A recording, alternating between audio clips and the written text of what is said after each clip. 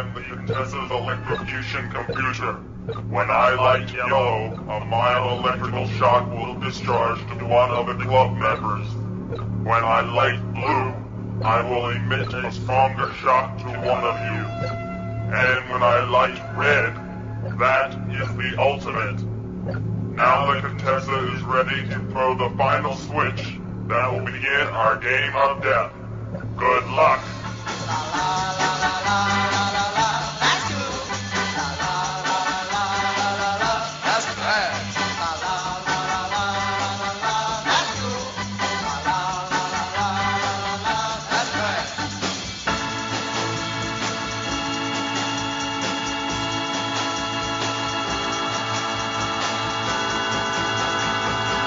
That's trash. Hello, and welcome to That's Cool, That's Trash, the podcast where we watch a psychotronic movie online, then get together on Skype to break down the crazy. I'm Matt Howell, and I'm joined today by... Me? Joe? Yeah, you. Kincher? Yeah, me. And also me, Jason Farrell. Jason Farrell. Hey, guys.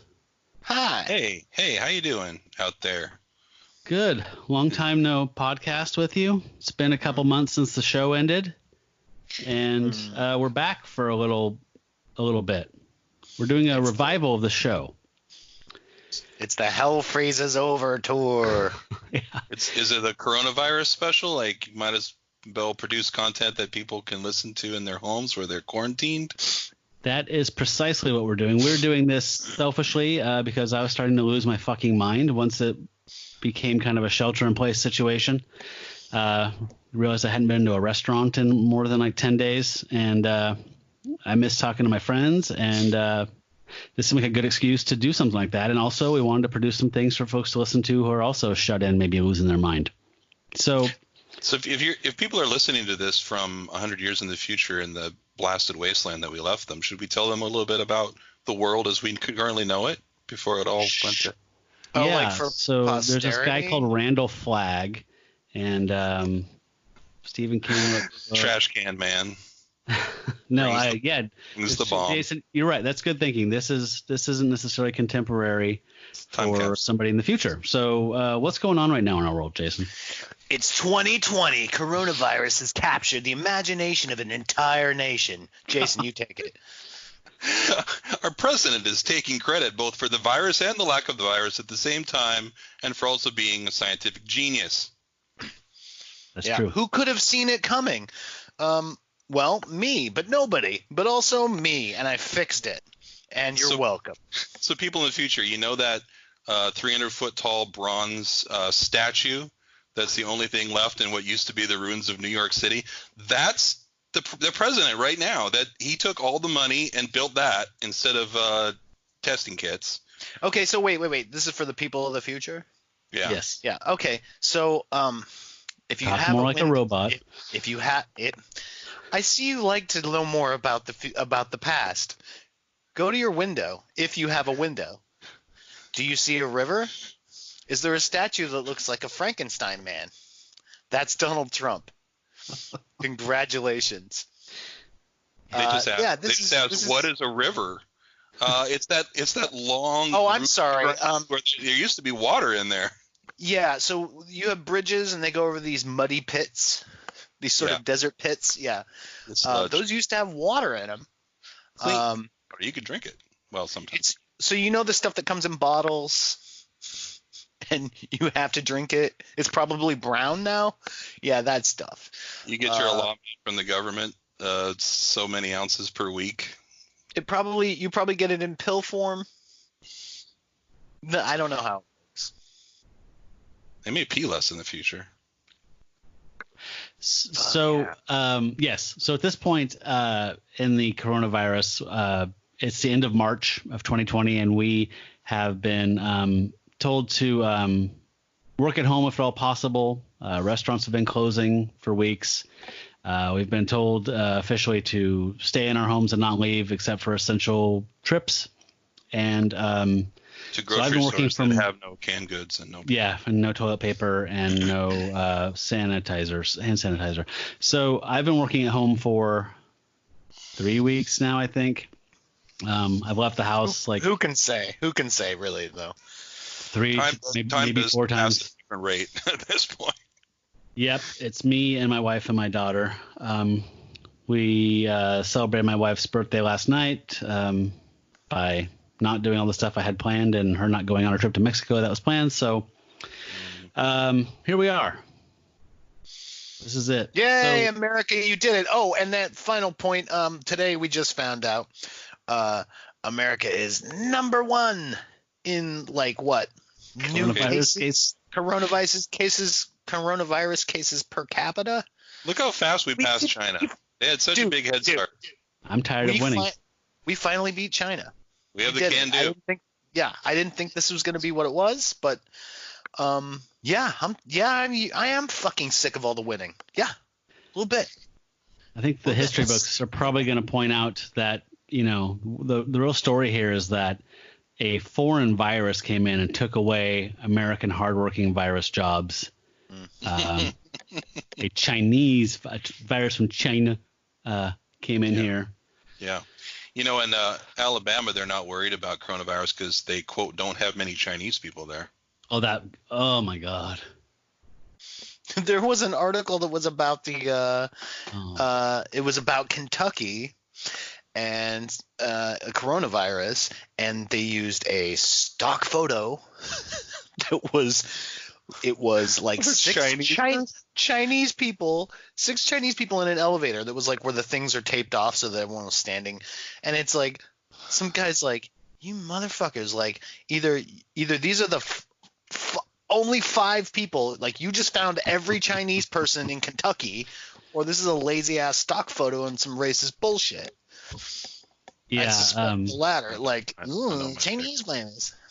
A friend of Jason and mine. I'm trying to figure where I think he lives in Hong Kong, but Yepa? Yeah, is it Yepa? Yeah, it is. I don't know where he lives these days. London? No, I don't know. Oh, is it? Okay, I thought he was living. I think he went back to Europe because they. Okay. But he had a month ago tweeted something to the effect of like, if I see another fucking picture of an Asian person wearing a goddamn mask about the coronavirus in the U.S. or any other European, or any European country, I'm gonna lose my shit. Yeah. Because it is lazy, and I think it's unconsciously racist, but it is just because it's so tone deaf and so lazy. Mm-hmm. On a similar but much lighter note, here's a real actual thing I looked up today. For a long time, I've been wondering, is ping pong racist? The name is definitely. I've actually had this conversation with somebody before. No. Is it though? So like no. I was like, might be, but it might not be, because it's big in China. You can name something after this, I'm not gonna think is racist. Right. So I looked it up, and it turns out it's not. Here's what it is. So actually, ping pong was invented. It was a Victorian era, like English made up. It was hello, would you like to play a bit of ping pong? And they'd hit a golf ball. They'd set up a bunch of books, they think, as a net, and then this is like an after dinner parlor game, and then they use each book as a paddle and a golf ball, and they'd play it. So then well, not a ping pong ball yet. So then no, a little heavy. Little sets, they come up with actual manufactured equipment. Once you do that, there's a company, and then they trademark the name or copyright ping pong. So then, how did they name it ping pong? That's what it was already being called, because it goes ping pong, whatever. It's like onomatopoeia. Okay, yeah. It's an onomatopoeia. It's not some it's not some racist sounding like. No, you're thinking of ching chong, which is racist. That's what I'm talking about. That same thing. But it's onomatopoeia. Like when people imitate Chinese speech, that kind of a thing. Like, yeah, that's what I always thought it was. But I don't think anybody's hitting a golf ball with a book and going, "This reminds me of the ancient Orient, the exotic East. Let's call it ping pong." I thought you were saying like it was manufactured in the East, and then they took to it, and then it became a thing there, and then when it came back to other people, it was like, call it ping pong. Yeah. We'll play your stupid game, Chinaman. Yeah. Hey, Chinaman, we'll play your stupid ball game, but we're going to call it something dumb. No, so it was like a thing, and then what happened was everyone had to call it table tennis because, you know, it was trademarked. It'd be like if Parker Brothers called, like, trademark Monopoly for all board games, and then you're like, oh no, this is a can't call it a board game. You know, so everyone had to call it, like, there were all these like clubs and stuff that were like ping pong clubs, and they had to change their name to table tennis societies or whatever. And a similar thing happened here. Parker Brothers, the aforementioned Parker Brothers, who does that, they bought the name ping pong for their expensive shit. And yeah, so not racist, but still seems racist, right? Yeah. It's a little hey, China man, I'll take your dumb ball game. I'm not sure how we got there, but we got there because we were talking about Chinese and racism. China was mentioned. That is true. And it was the coronavirus that finally got me to look up, to wiki this motherfucking thing that's been I'm like, is ping pong? Are we saying that? And like, that's not good. That's like squaw on the warpath. Like, it's like, oh, you shouldn't not fucking say that. You know. The internet is really big, but we're reaching the edges of it now. Actually. Well, the internet, I find the internet is getting more and more popular as time goes on. No, I mean, I know that's controversial. Statement. prediction. Yeah. I'm seeing that a lot. Wow, it's like talking to Criswell. What do you think is going to happen next? I think money is going to become less. Oh, the internet. I think toilet paper is money. Yeah, toilet paper is money. Toilet paper is money. People are paying freelancers with toilet paper now. Canned beans is stocks and bonds now. Internet is free. The only way we can communicate. Oh, it's free, but not the preferred way, but the only way. Oh, it's free, but only because we all have to work on it. And it's also free, but for every 60 minutes you use it, you watch 58 minutes of ads. Oh my God. Yep. That's like a Black Mirror. Yeah. Christ. No, but so like, you know, like you think about for like 5 minutes making a funny Twitter post. Perfect. Now that's your fucking job, is to make content for the internet, and then on your breaks you have to consume internet content. Right. So it's like a feedback loop. Very Black Mirror, like you have a little digital readout that everybody wears on their lapel, and it has your engagement rating, your current engagement rating on it. I think it's pronounced Bleak Mirror, right? It usually is. And they're spelling it wrong. It's like, you guys spelled your own show wrong, you dummy. Spelled Bleak wrong. They didn't want nobody to watch it. So anyway, it's coronavirus, and it's stay in your home party times, and we watched a bad movie. Yeah, our logo is the severed head from the thing that couldn't die. So I put up the severed head light up in the sky and got some of my podcast buddies to jump in the queue and to talk about some bad movies. And this is the first one of those revival episodes. So thank you guys again for being here. I appreciate it. It's been awesome talking with you already, and we haven't even started the show. No. Oh God, hit record. You just made me actually check. Okay. Okay, so we're talking about one. I just grabbed a handful of stuff and just kind of threw them out there. Got some names of folks that volunteered to be on the show, and I just have a matrix kind of going on. I'm just plugging names in here and there as we go. So this is the first one, and this is one of the ones that has been in my to watch for the show queue for a long time. I stumbled on it, and I just use the algorithms in YouTube.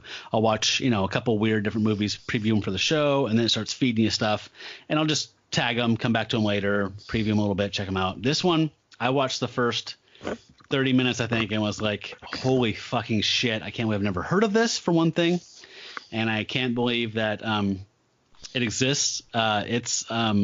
I've realized since I've done a little research on it, it does have a bit of a reputation. I had never heard of it before. Had you guys heard of this before? No.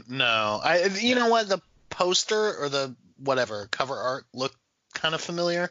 Yeah. Like maybe I'd seen it in in like a not Quickie Mart, but like a general store that has on the video VHS. rental shelf. So yeah, the poster is like a painting of looking down a set of train tracks from a worm's eye view, and there's a bloody butcher knife stuck into a railroad tie. And it says in bloody print, of course, in the bottom, third Night Train to Terror, which is what our film is from 1985. I feel like I don't know how well known. Maybe I didn't look into like how well known this is or whatever, but you quickly come across it became a cult classic. It became a cult classic, and I feel sometimes like that gets thrown around a lot. Like it does. Things don't really have to earn that anymore. Like I think to be a cult classic, you're talking about like Sharknado. I think you have to have more than like 100 people that have watched your movie before you could consider yourself a cult classic.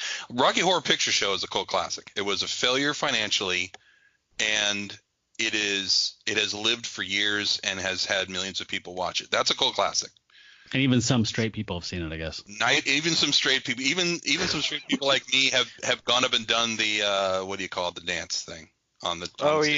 You throw spaghetti up in the air or something. The time warp.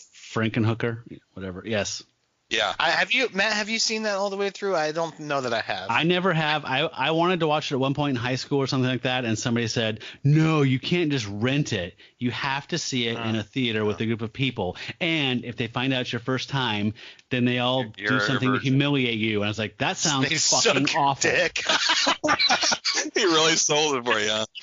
And then I was like, so what's it about? And they're like, it's a musical. And I was like, goodbye. Nice talking to you. So you've never been to the Clinton Street Theater to see it? I have never. They've shown it every Saturday night at midnight for decades. 30 years. Yeah. Joke's on you, son, because if they find out it's your first time, they will suck your dick. They're like, now I'm married, so I can't see it. This is not true. I went with my. It didn't happen at my first time. Oh, really? Well, I'm really glad it didn't happen with mine because my sister was with me. I mean, dressed up as a cow because it was Halloween. Okay, you made it weird though. Like you made it weird. But it's true. What can I do? Can I say but report the truth? I don't know that I've ever seen it all the way through once, and like I say that as somebody who has seen Xanadu, I think at least twice all the way through. I don't have that distinction. I'm saying like we're talking. I mean ELO soundtrack, but like it's freaking Gene Kelly and Olivia Newton-John and roller skates, and I'm like, no, there's some genuine joy to be had here. Like, I'm coming around on this, but like Rocky Horror, I was like something about it kind of bores me. I think it's like it's trying too hard or something. It's largely boring, but I like some of the. Thank you. I like some of the music. It really is, but I like some of the musical numbers in it. I really like some of I like Tim Curry's signature intro song. Sweet Transvestite or whatever it's called. Is it Do the Time Warp? Is like that the most famous? Oh yeah. Probably. So somebody played one of the songs for her, and I was like, "This sounds like Crocodile Rock," and I fucking hate Crocodile Rock. Yes, so thank you. Fuck would I want to watch? It's like ripping off Elton John, who is a ripoff. Who's like, my thing with Elton John. I know this is not a popular opinion, but Elton John to me usually feels like, Bowie already did this and did it better, way better. Like, you know what I mean? And so like Crocodile Rock, that's Hang On to Yourself, and like pretty much all of that era of like you can just go, these are like kind to Elton John there with that comparison. I'm saying they're doing, I mean, like Space Oddity and Rocket Man is the most obvious one because they had the same fucking producer. That's crazy and disgusting. But like it seems like a lot of them are like, oh, like let's do this but change it. Like that famous story about the Sex Pistols when they were formed. And Malcolm McLaren was like played whatever it was, like a Ramones song, and was like this, just I want to do this but like change it enough. Yeah. And so they wrote like God Save the Queen or whatever the fuck. So it's like Elton John always feels like that to me, the same way that like like Supertramp is like that for me. I like the It's Sex Pistols a lot more than I like the Ramones, though, personally. Well, it's one album, so it's like it's harder to fail, you know. That's true. There isn't like a giant track record there, but Also, you're using like studio musicians for part of it, like, so that's kind of not fair. Like, oh yeah, Sid Vicious doesn't actually play bass, not on the album, live. Live, and it's when he's not nodding off. Yeah, so it's like that's kind of not fair. But like Supertramp is that way, and it's like, oh well, you guys sound like I could get this from any of these other things, you know, but better. Like, why don't I just listen to Billy Joel if that's what I want, or why don't I just listen to REO Speedwagon if that's what I want? Like, it just seems like. That's fair enough. I mean, I enjoy Elton John's early output, like, you know, his first 5 years. There's some really good albums on there, but yeah, I agree with you overall that. Like, I like some of the stuff that's deep cuts too, and it's like respect for him for, like, you know, incorporating steel guitar, like stuff on, like, you know, Honky Tonk Chateau, and like there's definitely some great musicianship in there. What's that song that's like boom boom boom boom boom boom boom boom? It's got that low piano, like.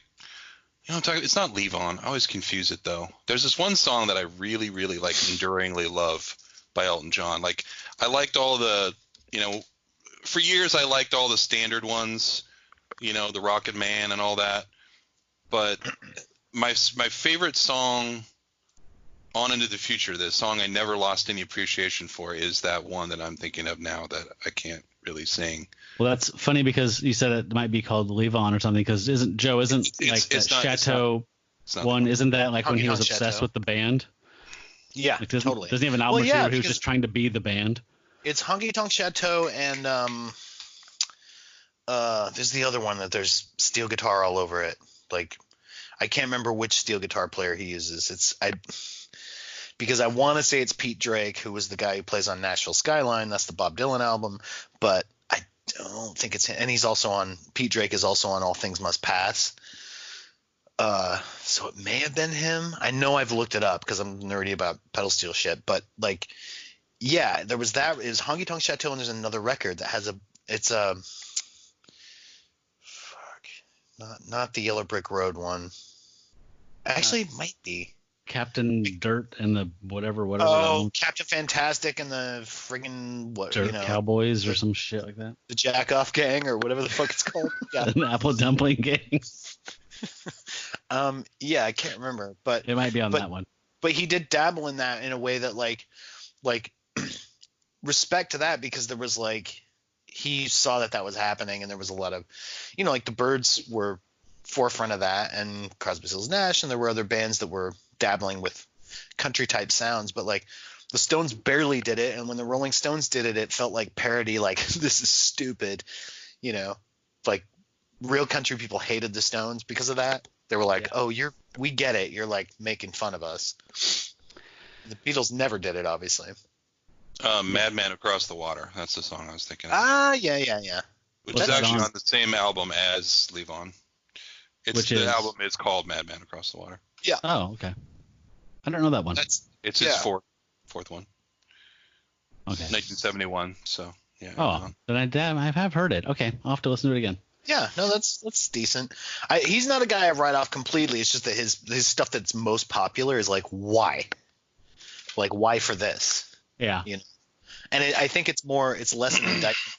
It's less an indictment of him as a musician than us the public as like AOR rock. As having shitty taste. Like, really? That's where you're gonna make a hit? Okay. It's not like Daniel is his best song. No. Right, no, but it's fun. No, Candle in the Wind. And most decent music, right? Which Candle in the Wind is better? Do you think 97 or the Monroe one or the Diana one? 97, where he changed some stuff. Where That's he just said Kobayashi Maru or whatever it's called. I mean, isn't that insane though? Like when people did that, like he did that, and no one said shit. Like, dude, you're Elton John. You're not doing fucking shit else, and you can't write an original song. That's your job.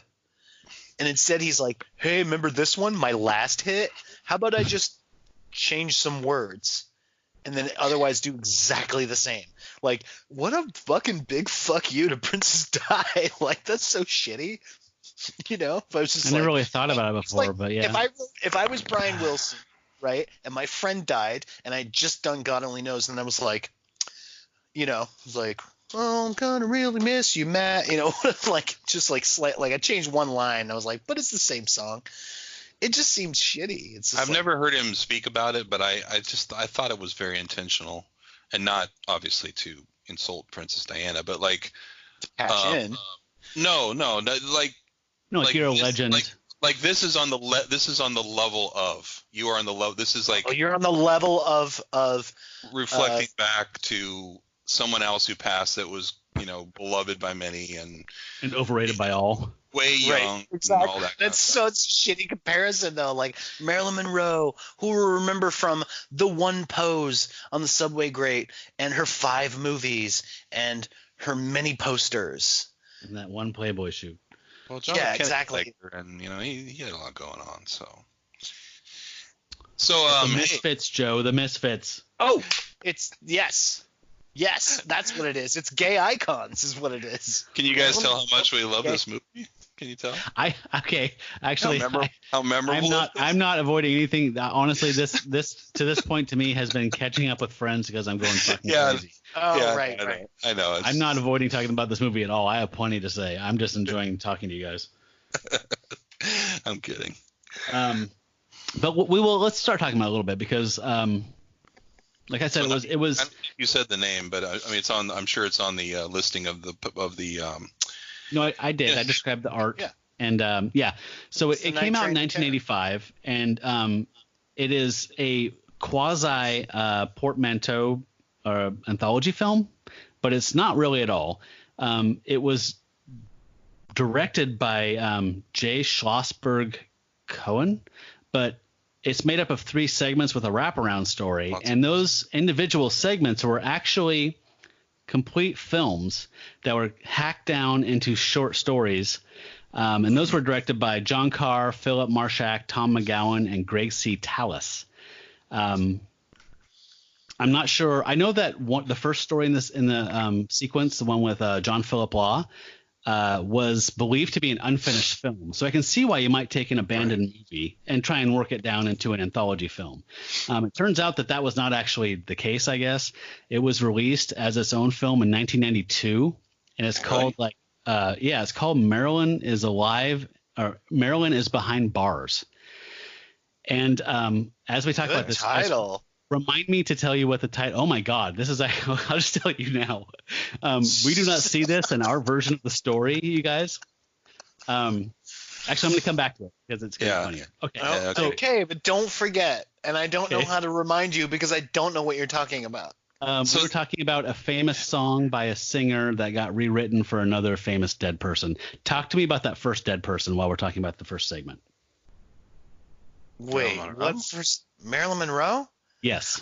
I read that she was famously stinky, like smelled real bad. Well, like her pussy or just in general? No. Just have poor like bad hygiene. Like where everyone's like, yeah, she's like everyone thinks she's hot. But I've never heard that. I've never heard that. Kind of like gross. I've heard that, but it was from Joe. Does that count?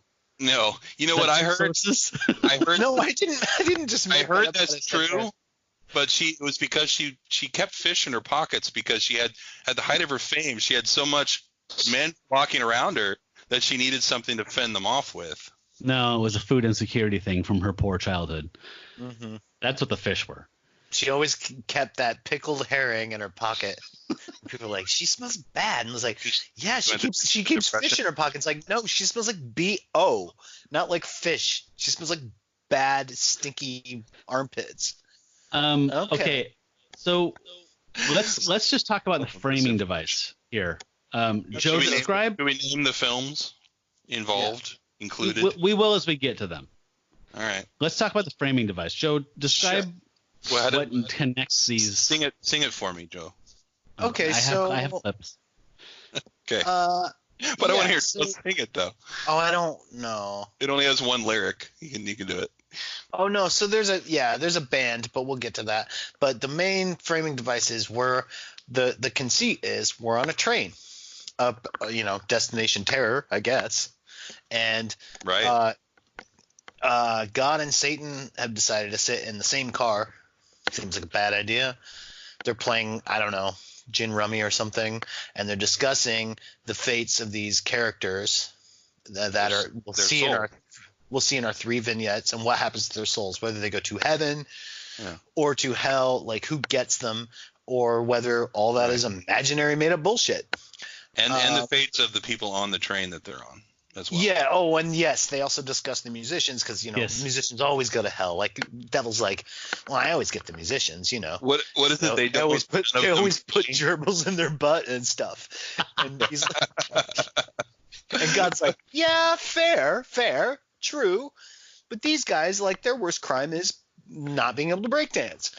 And Satan's like, all right, well, we'll see. No, okay, I have to break in. That was the slowest breakdancing I've ever seen, and then they go into slow motion of the slow breakdancing.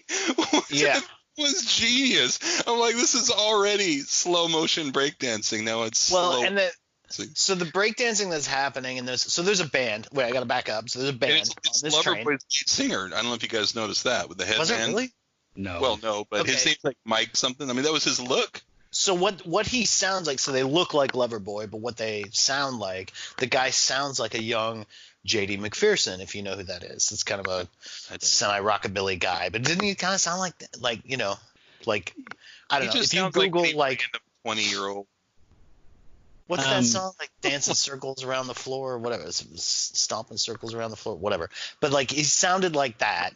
But he's just like, it's the same song, and I looked at the end credits, and they said there were all these different songs, and I'm like, no, you had the same song, because it was like the lyric was about everybody's got something to do except you. Except you, yeah. Let's play a little bit. Let's play a little clip of that real quick. So opening, ending, between segments, God and the devil are talking in a car. There's the guy called the conductor or the night porter, depending on who's addressing him, who is kind of like I don't know, whatever. And this band is playing this one song through the entire. Oh, wait. The guy, the porter guy, seems to have like an investment in purgatory. Yes, I believe he is like the purgatory keeper. He's a silent partner in purgatory. Okay, so here's this band that Joe's been trying to describe, and if you want, I think you should watch this movie. If you don't and you just want to know what they look like, I would go to Google image search and search Night Train to Terror GIF, and you will see pictures of this band. And you can see, little animated GIFs. So you can see them dancing, which they dance their fucking asses off every goddamn scene they're in. Here's some music.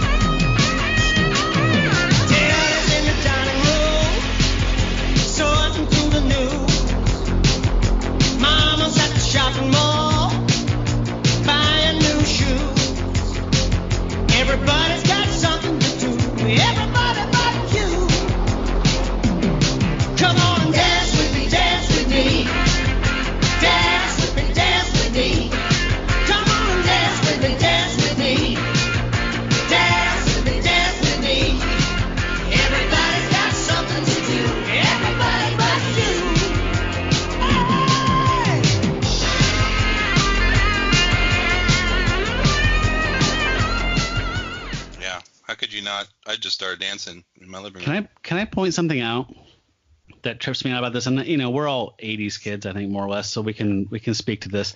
Like, I remember, these kids have like layers of clothing on, like shirts with like the neck cut out and the pits cut out and everything cut out, and everything's flash dance layers and fucking 8 belts on and all that shit.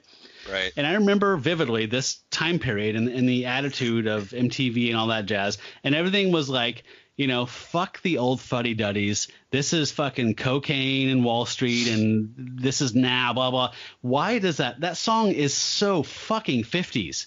Like it is by the beat. The chord progression is completely blues. Yeah. And then like at one point in it, they break out a ripping sax solo. And it's like, how you guys were like, we're so fucking badass and modern, but it's the most fucking square song I've ever heard in my life. What could be more modern than the saxophone? It's shiny. It has buttons. It's like basically if you made the internet into a horn. C-3PO was. It's pretty. If C-3PO was musical, it would be a saxophone. I mean, my God. Yeah, no, that's why I'm saying like the J.D. McPherson thing. Not only does that guy's voice sound like it, but it sounds like he could cover this song and just make it a little more swing and rockabilly, and it would fit right in. You wouldn't even know he didn't write it. So they do a breakdance. One of these things, they do a breakdancing number, which will come up again. And he does the thing where you do the you put your hands on the floor and the hip like, twisty thing with the thing where you like you're helicoptering your legs walking around on the floor. Oh, if you do it real fast, if you do it real fast, it's cool. But this guy looks like he watched a YouTube video and he's just baby steps. And he's in step 2, like, okay, I'm getting more comfortable with it, getting it, and like you'll get faster, but he's super not there, and it's like it's so bad. It's the opposite of impressive. But I just remembered he does a worm though. That's pretty. Oh, good. He does the worm. I was gonna say his worm game was all right. It was all right. Yeah, he's really long and lanky, and he can kind of get the full undulation. I remember being in grade school and people would break dance in the middle of the hall. Yeah. Like that thing back then. I mean, that's literally, I did grow up in the 80s, and people would just break dance in the middle of the hallway in school.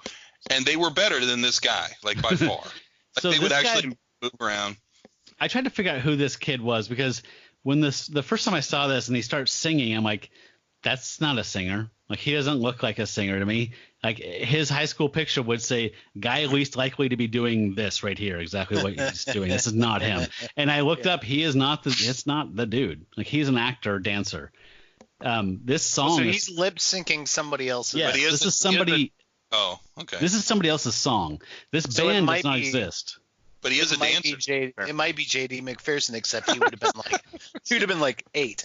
No, his name is Byron something. I looked it up, but he does not do vocals on the song. So this is not a band. So the person that's playing the weird, what are those basses called, Joe? The little like bass. It's like the size of a lunchbox. You know what I'm talking about? It's like that weird like fucking that weird Art Hofner Deco bass. Yeah, well, but it's like it's like between a teardrop and a Hofner. It says they're fucking hideous. But the bass is goddamn synthesizer. It's a drum machine. Yeah. The only thing that's real in here is a direct guitar and a sax. No, everything was made in this. It was all studio. Yeah, it's all digital studio bullshit. This is one of my. I guess it's kind of entertaining, but one of my for making a real movie. One of my least favorite tropes in these bad horror films is the need to have some kind of musical performance in them. Like I love it. I'm amazed. It's something that I really was an education for me that it's such a thing. Yeah. I think what it is it's a cheap thing to do. So it's kind of like it's like there are certain things in cheap filmmaking that you're like, well, fuck, how do we fill time? Pad. Or pad. How do we what's a good, location things and mixing things up and like, well, how do we just get one location and like we'll use the community college for the office and what shit like that. So it's like one of those pad the runtime. How do you get free music? Because that band's not going to charge you shit if you put them in your movie. Right. It's because you can go exposure and they're like, great, that's better than we're doing now. We can say we've been in a movie. We can put that on our resume, and if the movie does well, great. So it costs them nothing. They get a free. They can cut it. They can re-edit it and get a free music video out of it. That's what. So it's If win-win. this was a real band, I'd be surprised if this didn't get submitted to MTV, but it's not a real band. On top of that, I've often imagined that the people who were the producers or the director of the movie, probably the producers, this was like a favor to the band or the comedian. Like, what was that movie we watched with the god awful comedian who just does like 3 minutes in the middle of the movie? Yeah, what the fuck was? Yeah, I know what you're talking about. Was that the Satanist movie? The bar. Yeah. What the fuck was that called? We just watched that. he just like comes out of a club and just does stand up for like 4 or 5 minutes. It's not a club. He comes out of the fucking like Grange. It's like the community center at a Halloween party in the country. We're having a party, yeah. And inexplicably, we're going to sit around and watch this guy do his comedy. So I guess it doesn't apply here if they're not a real band, but I always imagine it's like Hack-O-Lantern, yeah. I always imagine it's just like, hey guys, we'll come on my movie and we'll get you some gigs out of this. Maybe that's like the hack in the title. Your career. Well, like Son of Dracula, the Harry Nilsson one, right? It's a disaster as a movie. Yeah. But you can cut all that up and go, you have some passable music videos out of this. It's basically what it is. That's Harry Nilsson, though. Did you say Harry Nilsson? But it's Harry Nilsson, and it's like it's all otherwise it's a bunch of coked out crazy bullshit. Magical Mystery Tour is a bunch of LSD'd out nonsense with some really fucking cool music videos in the middle of it. Yeah, and some Bonzo Dog Band. It's like Bonzo, yeah. That's pretty great. Did Neil Innes just pass, or am I making that up? Who? Neil Innes? Neil Innes or one of the Bonzo Dog Band guys just die? Or am I making that up? Now I don't know what's dreams and what's real anymore. It's because these times, damn it. Everything's died. Yes, easy. Joe, he died December 29th. Okay. Wow. He sounded relieved. So I did have to agree with Satan. Thank God. I owed $20. Sorry, Jason. What were you saying? I did have to agree with Satan, though, about they're having the conversation about he's very dismissive of musicians. None of them pray. They're all horrible people, whatever. But he's like, God, what does God say about the music? He says something utterly ridiculous when you're listening to this music. He's like, joy and sadness in one, or something like that. There's no sadness in this.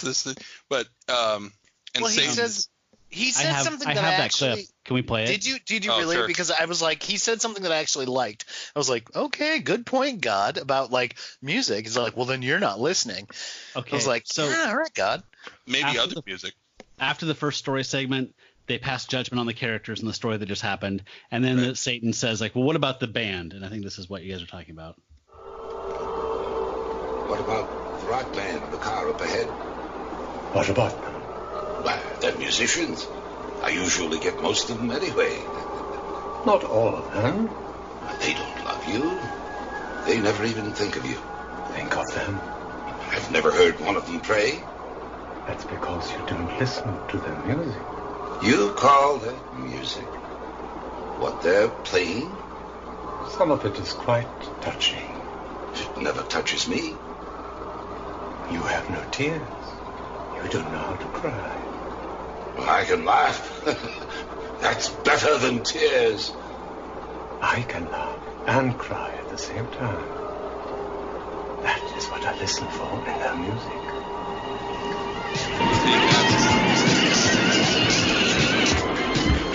Yeah, I don't know.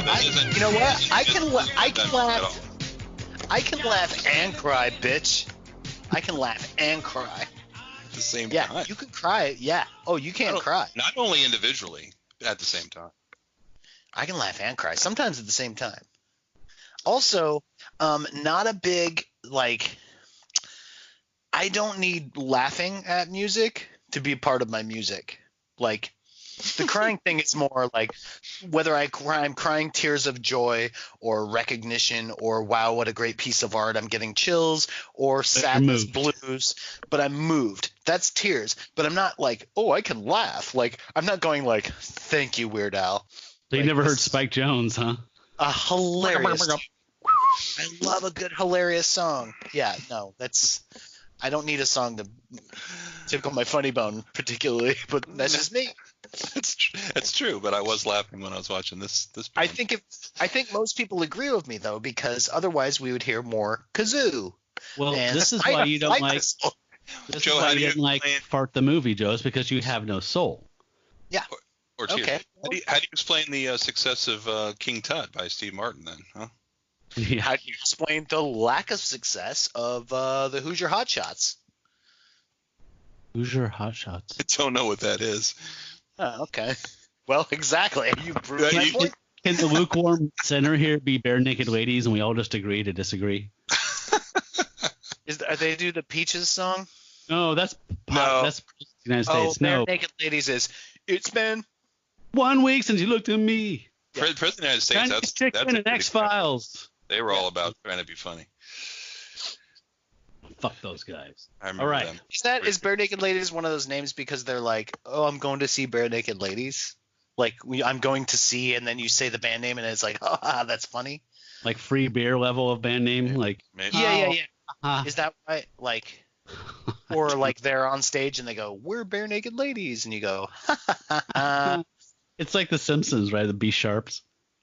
It's funny the first time you hear it, and then it's just then it's never funny again. Yeah, it's never funny again.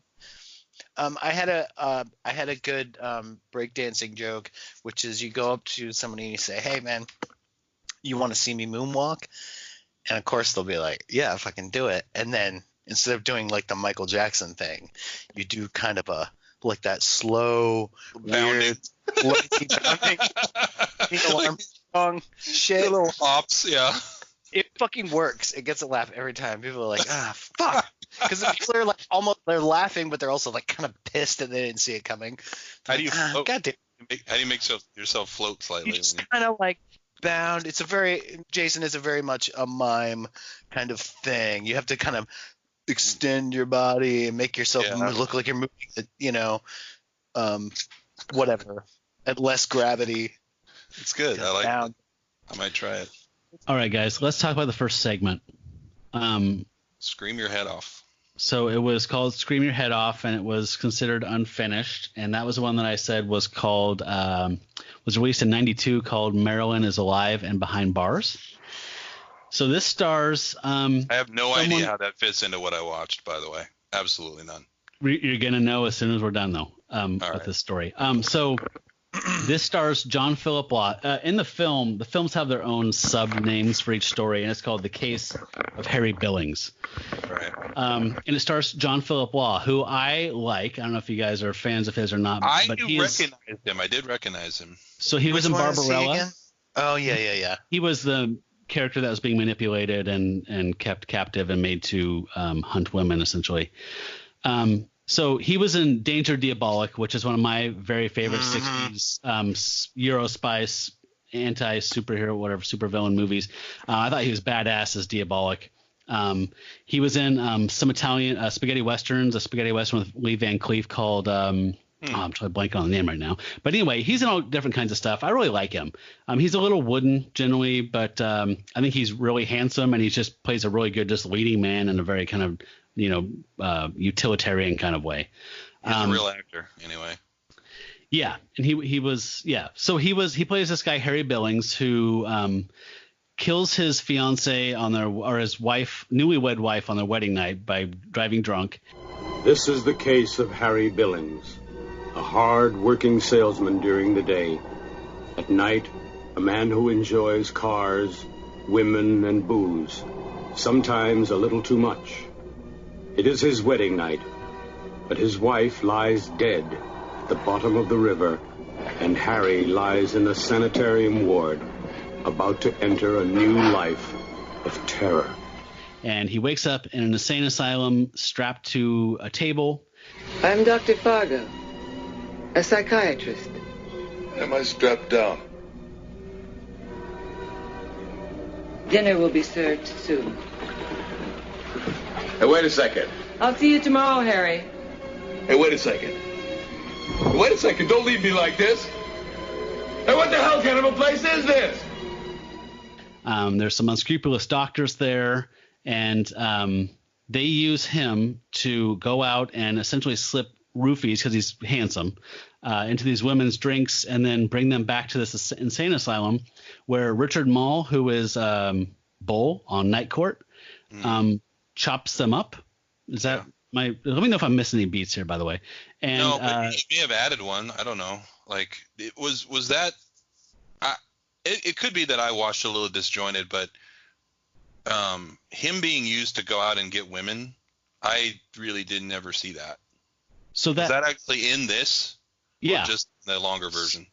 Yeah. So when he's, because I just kept seeing women appear there. No, so he gets injected, and that male doctor says, Harry, can you hear me? I can hear you. That injection puts you under hypnosis. You must do exactly what I tell you. Do you understand? I understand. A pill dropped into liquid. When swallowed, a person remains unconscious for hours. This was only one of many methods Dr. Brewer instructed Harry Billings to use. He essentially goes up to these bars, talks to these an attractive bartender, or at one point they show him going to church and seducing off-screen churchgoer and bringing her back. So he is being hypnotically induced to go out and find women and drug them and bring them back. And there's a lot of nudity for a very, very short segment. And it's, women strapped down to chairs, drugged and kidnapped. So it's super sleazy. Yeah. Comments? Pretty gory at one point too. Yeah, it gets gory too. I have a quick comment about. Sorry, I have a quick comment about the nudity.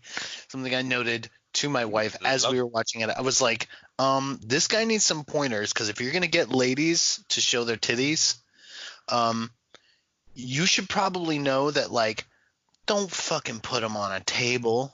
Like, laying down is like, you get these big titted women. No offense, but that's the thing. You're doing an exploitation thing, right? Yes. And then you're laying them down on a table where their tits are going to look as flat as possible. Like, no, shackle them to a wall or put them on like a slanted laboratory Frankenstein I'm writing all this down. It just seems lay like them on their backs. They weren't laying on their stomachs, at least. We're making an exploitative. I mean, this seems like like serial killer jerk off material to me. But if you're gonna make that, do it right and be like, maximize those boobs, man. Good point, Joe. Put them laying flat down. Like, why bother? I can't say that I thought of that. I was a little bit more focused on the woman getting sawed while alive, and then the camera panning into the other room and all the limbs hanging on the wall. Hanging up like it's torture porn. I mean, it was absolute torture porn at that point. Now here's me. Literally like serial killer, like jerk off shit. This is how fucked up I am, though. At the same time as I'm like watching that and thinking, oh, that's actually fairly disturbing, I'm listening to her scream, and I'm evaluating her screams like, that's not how you would scream if you were getting your arm sawed off. I had the exact same thought. There's nowhere near enough hysteria in your voice right now. You're just like, ah! No, that's like how like the parents in Jackass scream when like the dudes go in there and like throw water on them when they're sleeping, or slap wake them. No. Yeah, that's not dismemberment screaming. I had a mildly disturbing dream. You need to get to a level of like you're breaking inside. And I know you can do it. If I was the director, I would have really tried to get that out of her. I'd have been like listening. Well, you couldn't because it was longer ago. But listen to it was 79. Listen to Lambert in Alien when she screams. Listen to Alfred Hitchcock on his podcast where he tells you how to do it. You could have done that back then.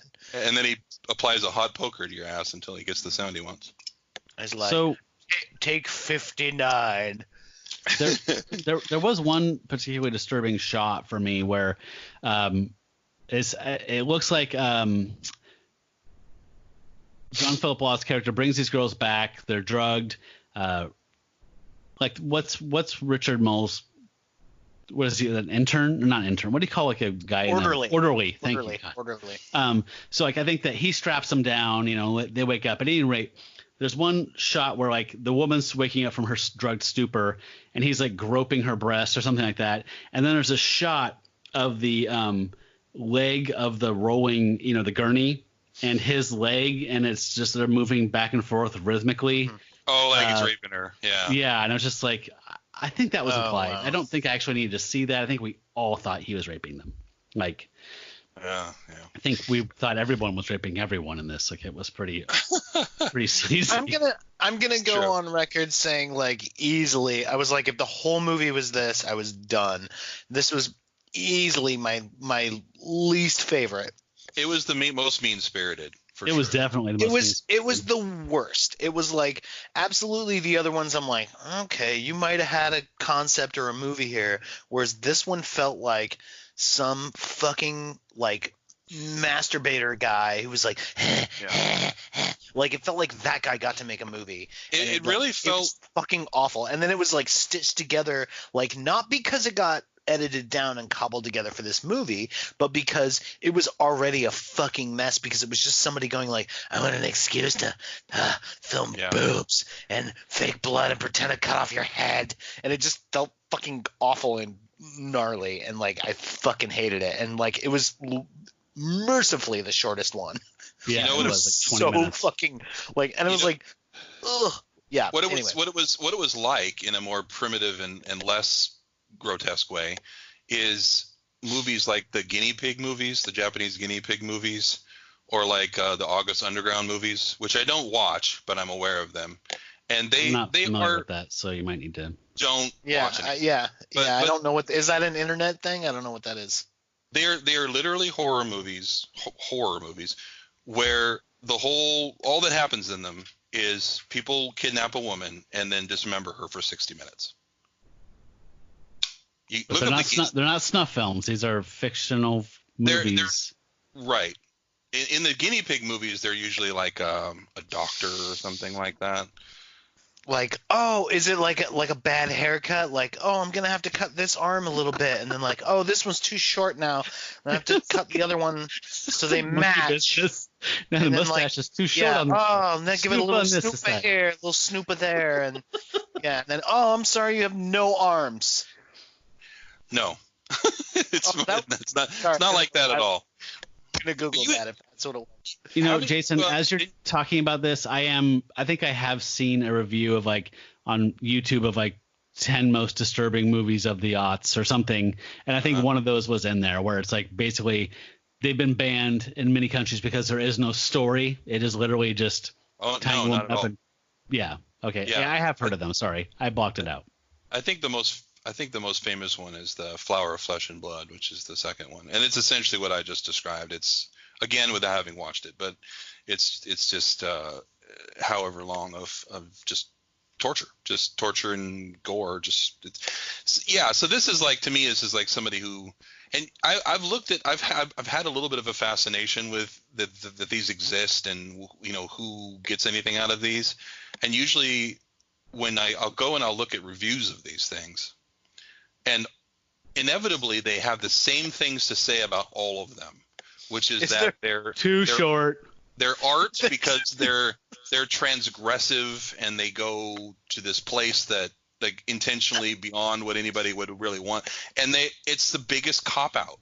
It's the biggest, Jason, is there like a review that's like a YouTube review that's like somebody is like, yes, finally. It's like they're always like, yes, finally, this is all I want. Like, that's crazy. Like, so how do you justify it as art? Are we the same guys that talked about the clown raping guy? That's last time we all talked together. Okay. Yeah, Salva. Yeah. Oh fuck, that's true, right? Oh shit. Yeah. So I guess it's interesting because we could have a whole sidebar here about like, I'm all for transgressive art. I mean, I'm not always down with it, but like I'm pro it existing, and I understand its value. But yeah, I mean, when it's just a fake snuff film, what role does art play in transgression, I guess, is the question, right? Yeah, I don't feel like it plays any. I feel like the description of that, it's kind of a self-defining thing. Like they're saying it's worthwhile because, like they'll come at it from the standpoint of like, is this good? No. Does this have anything to say? No. The only thing it has to say is that there's nothing left to say. Yeah. Things that no one would want to conceive of. Like it's post everything. It's its own explanation for why it exists, and there's nothing else. But that's bullshit then. Like, then just keep your mouth shut. I'm saying it's bullshit. I'm saying I'm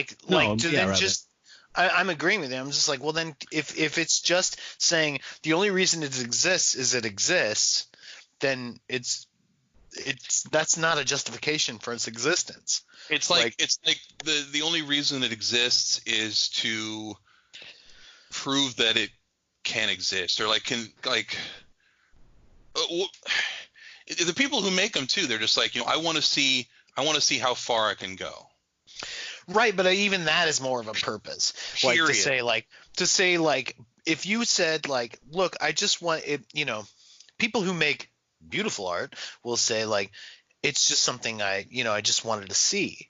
And so they would, spend time crafting a project and make a thing that was just like, wow, this is crazy. Like, why'd you conceive such a thing? Like, oh, I just had an idea and I wanted to see a whale skeleton built out of playing cards or whatever it is, which is actually not a bad idea. Maybe I'll do that. But okay, that's like, you know what I mean? It's just like because it is there, kind of Mount Everest shit.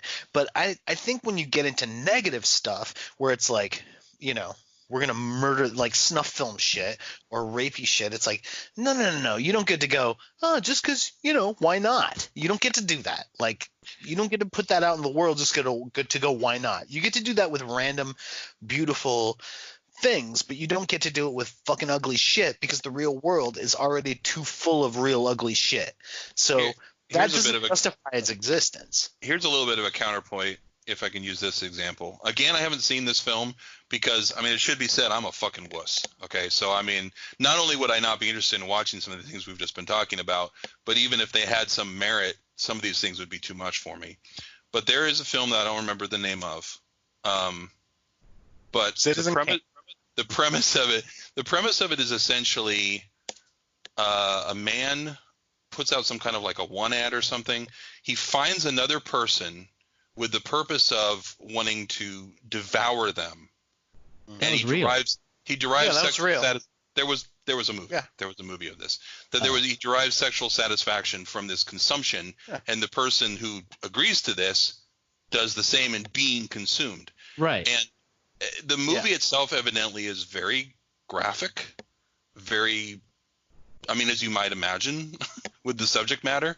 Mm-hmm. And I'm not saying that I would want to watch it in any way, shape, or form, but I feel like there is potentially territory there to be mined with some kind of purpose. Whether it's successful in that or anything, or whether it is just exploitive and gross, I don't know. But I feel like there's something there that could be, I don't know, said about intimacy or I don't know. But if you want to get artistic with it and not just leave it alone, if you want to jump and you need to do the work as the person writing, as the writer or director, whatever, or whatever kind of artist, as going, well, I need to present, like, that's a jumping off point. The presenting of the thing as it is not, and just going, there it is. It's a story about a thing, and it, like, it's, in other words, it's like, right. Just an episode of, okay, it's, you know what it is, Jason? It's like watching an episode of Cops, right? Where it's like, yeah, fucking guy, he, we get these calls all the time and whatever, and like fucking domestic disturbance, whatever, versus like an episode of Law and Order where someone goes, this is a thing that happens, and we wrote a story around it that's trying to tell a thing and address an issue and whatever. Do you know what I mean? One's just like, it's fucking, like, one's like, I like watching people be crazy and get arrested and be fucking stupid dipshits, and one's like, oh, it's like crafting a narrative. It's actually, you wrote something. So like, if you were a writer or director, and then you were just like, yeah, we're just gonna show people doing whatever, man. It's crazy, right? That's fucking life, cinema verite. It's bullshit. The art just emerges out of that just because it's like raw. It's so raw and real, and that's not art. I feel like art is more considered than that. And I don't know whether, like I said, I don't know if that movie was successful in any way, but I feel like it's my way of saying that I think you could take subject matter that is disgusting and that I would have no interest in, and make art out of it, but you have to have. You have to have a point of view. You have to be trying to do something other than just be disgusting. So and as extreme as you can be. Have you guys heard of a Serbian film? Yes, and that's another one that I was thinking of it, but I don't know enough about it except for some of the grosser parts of it. So that's like another, I saw one of those kind of like, transgressive, I'm not going to watch it. No. Have you heard of it, Joe? No. So it's this Serbian film about this guy. I think it's like a porn star or something, and his family's hungry. They're out of work. They're desperate. So he answers some ad or something like that to be in a film, and some type of transgressive film. He does it for the good of his family, and then it turns out it's pedophilia. And then they get him to do increasingly transgressive things like necrophilia, snuff. And I guess the whole thing has this kind of political metaphor about like the government and whatever in Serbia. Like, so like it actually is supposed to be incredibly hard to watch, but have a point to it. But at least it's metaphorical in the way that like Parasite is, yes. Right? You know what I mean? Right. Like no, but very much those so. Things are trying to be. I think actually in a very similar way, actually, because I think it is a class thing. Mm-hmm. I think it is, right. But I like Matt said, I mean, this is what I've heard about it. I don't know how successful it was either, but that also came to my mind as an example of a movie that people who are fans of such things and will watch such things, they would point to something like that as something with a purpose. Yeah. It may be too hard for a lot of people to watch. It was too hard for a lot of the people who wrote about it to watch. Like I could barely watch this. But like compared to something like an August Underground movie, which is just flat torture, no point, gibbering idiots killing somebody. I think there's a huge difference there. So now this film, it doesn't reach the lows that we're talking about. It doesn't. Oh God, no! But anywhere near sleazy. But it did feel very sleazy and very mean spirited. On a I don't know, on a lighter or maybe heavier note, did you know that both God and Satan played themselves in this film? In the film credits, yes. Yeah. It says in the film credits, it says God as himself. Yeah. And Satan was played by Lou Cypher. Lou Cypher. Yeah. Yes. Very Which incredible. I think we know what that means. Devil, you got us again. But yes, God was actually played by Ferdy Main, and Satan was played by Tony Giorgio. Ferdy. Yeah, I don't know if they were though, because I think the devil loves word puzzles. Old Scratch. He loves puns, right, Matt? So some of the stuff, yes, he does. Fucker. Old pun, they used to call him. Some of the stuff I read about this first segment that we're talking about online, kind of basically said this is a really intense sleazy homage to like old EC or pre-code horror stories, which I can almost kind of see, I guess. Kind of. They didn't comic book it enough. Like, go back and watch Sin City, and then watch this, and then tell me that same thing. Try and defend it. I don't see it. No, if there were some Dutch, some Suspiria style color. I know what you're saying. Like if it was more like saturation, Creepshow. Dutch angles, like it was straight fucking. Can I get us out of this? Wait, can we play the one thing? So they do this one narration that I wanted to bring up, and it's that clip that I was like, please play this. Because explaining what they were doing, because that's what I was going to play. Yeah, it's the Bodies for Money thing. Yeah. So they do this thing, and he says Bodies for Money twice. He says Bodies for Money twice, and I thought it was going to turn into like a rhyme, like a limerick or something, but it doesn't. It's like this dumb explanation. So we're going to play the clip, and then I couldn't tell if it was a mistake in the VO and that no one just edited the fact that he had a false start or something. So then I'll read you. I punched it up a little bit. So I gave it the Ed Gorey treatment to make it like. Do I go first, or do you go first? So play the original. Okay. Let's play the clip. Here's the end of this first segment explaining what the whole reason for all this mayhem was. Bodies for money. Bodies for money.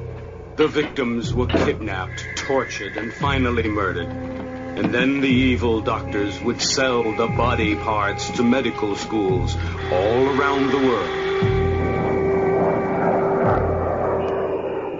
But I thought it was going to be like a rhymey looking at gory couplets and stuff. So Let's hear it. so I punched it up, and this is what I came up with.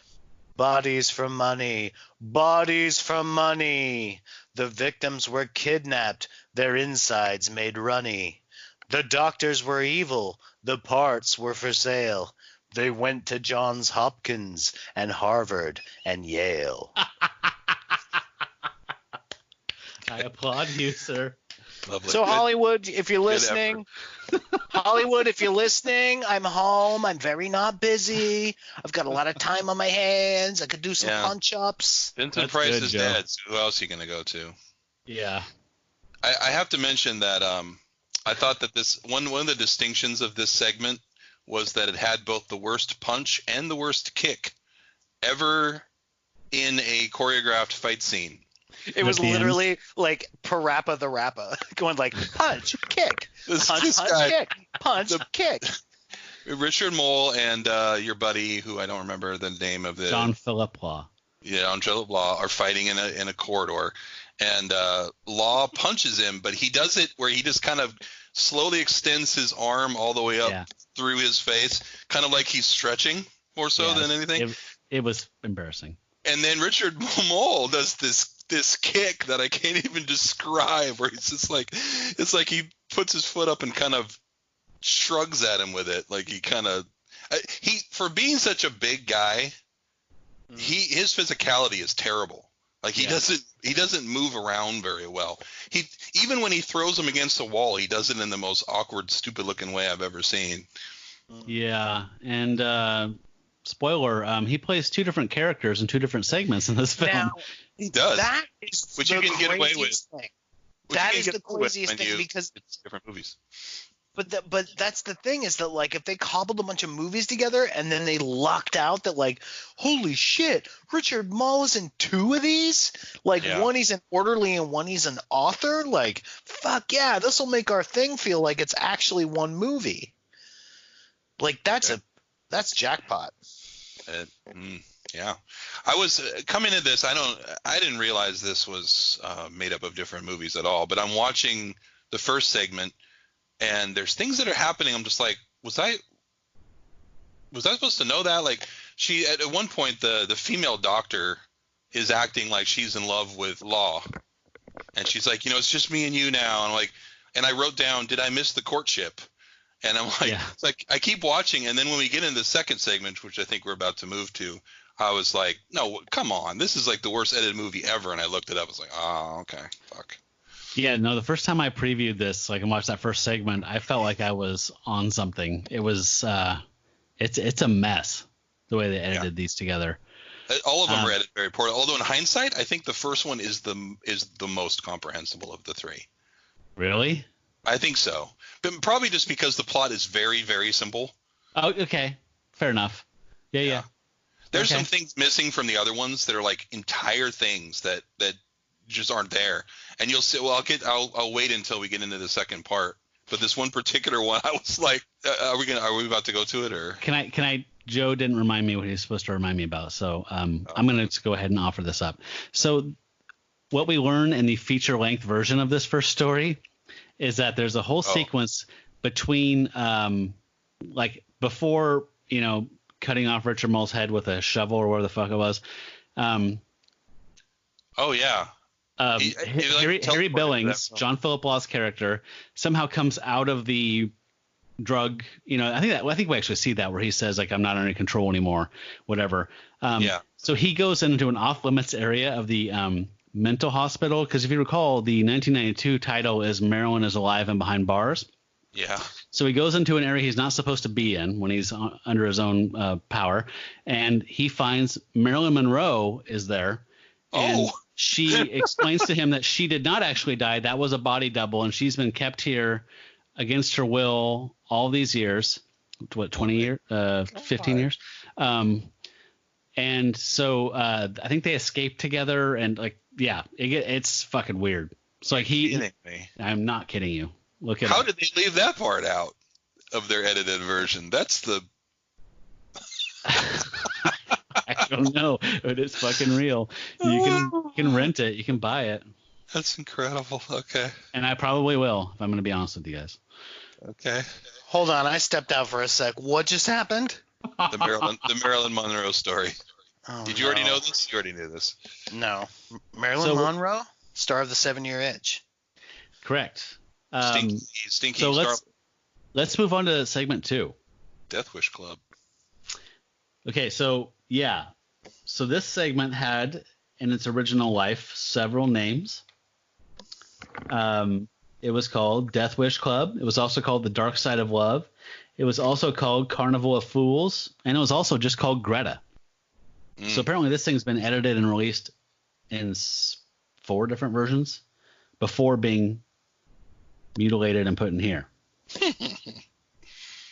This one's a trip, man. This one was a proto-Saw kind of a thing, a little bit with the. Okay.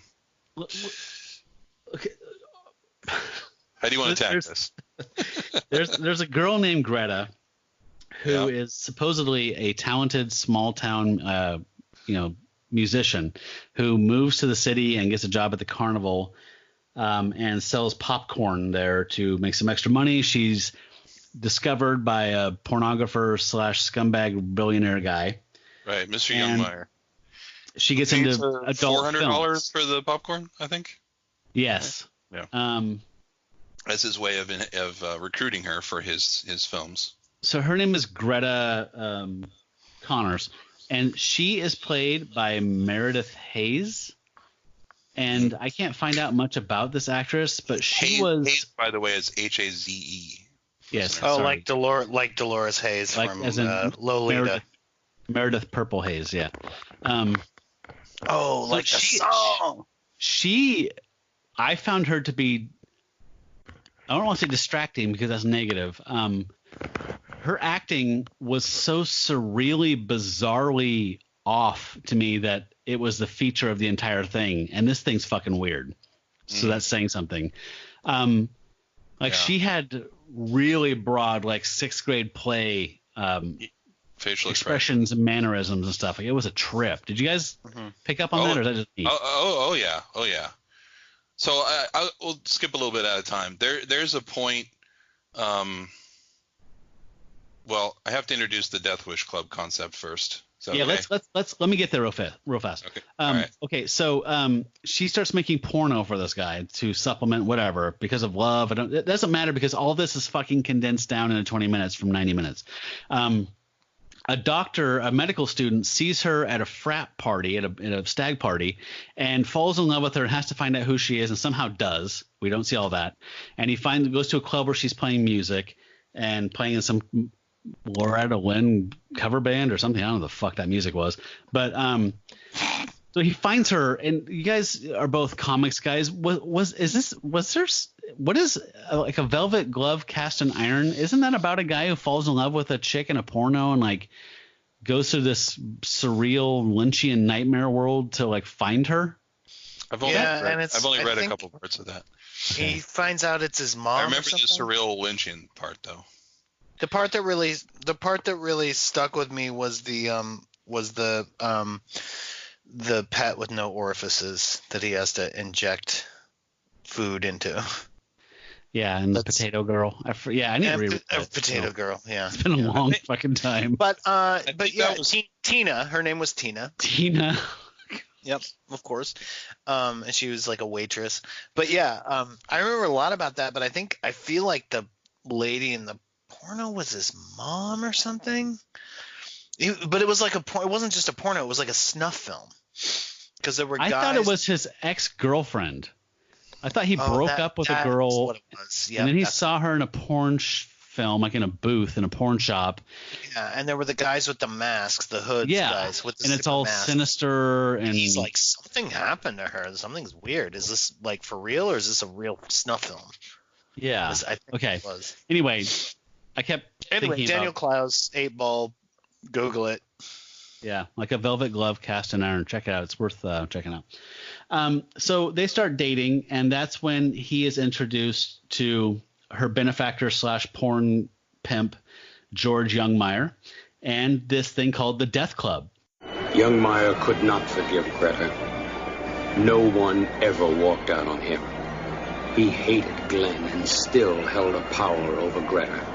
George Youngmeyer was going to have revenge against the two lovers in his own horrible way. And so our story takes its strange twist. We go now to the Death Club, an evil society run by Youngmeyer and his partner, the Countess. So it's like a count and a prince and a billionaire and a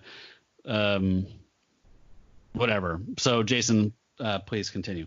There was a clip. The guy with the indeterminate accent. Oh, I have something for you. All his shit is dubbed over. It's all gold. Yeah, my wife totally called it, where she was like, what the fuck? Like all his shit is ADR, and the white guy, right? Not the that like suddenly sound like this and like crazy, and we're like, we had he's like Russian or we don't know what he is, and like we had a theory, and a couple running theories on what happened. So my theory was that we had like a joint theory. It was basically that like, they changed a plot point and they had to overdub one line to make it make sense with their condensed version of this thing, because they're editing the whole film down to this thing, because this one is the most noticeable for having chunks out of it. Right, which I'm about to get to. Right. Yeah. So we'll get to that. So Jason, I want Jason to do his thing, and then I want to play some audio of this guy. So there are several scenes in this Death Wish Club where they have some kind of I won't describe them all right now, but they have some kind of thing where randomly one of them is going to die, most likely. And during one of these scenes, it shows Greta, but she's got super short hair. Yeah. And she's dressed like a guy. A bow tie. Is that the same actress though? Yes, it's fucking her. Because I thought it was, and then it went to the. Okay, go ahead. I'm about to reveal all. So I'm like, okay, facially she kind of looks like Greta, but why does she look like that? Why does she look like a dude? So check this out. In the full film, Greta overdoses and dies after the Beatles scene, which we'll talk about. Returning from the grave as Charlie, a male member of the nightclub band. What? Yes.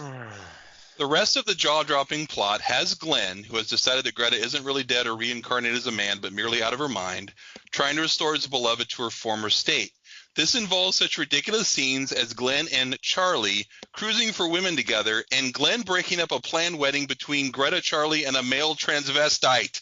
Oh my God, I have to watch this. And I'm like, holy shit.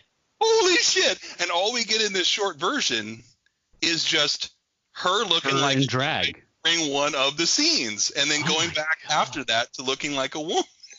And like, was in there. Jason, is the one where she's Charlie, is that the one where the electrocution one? Yeah. Yeah. Right? It's that one.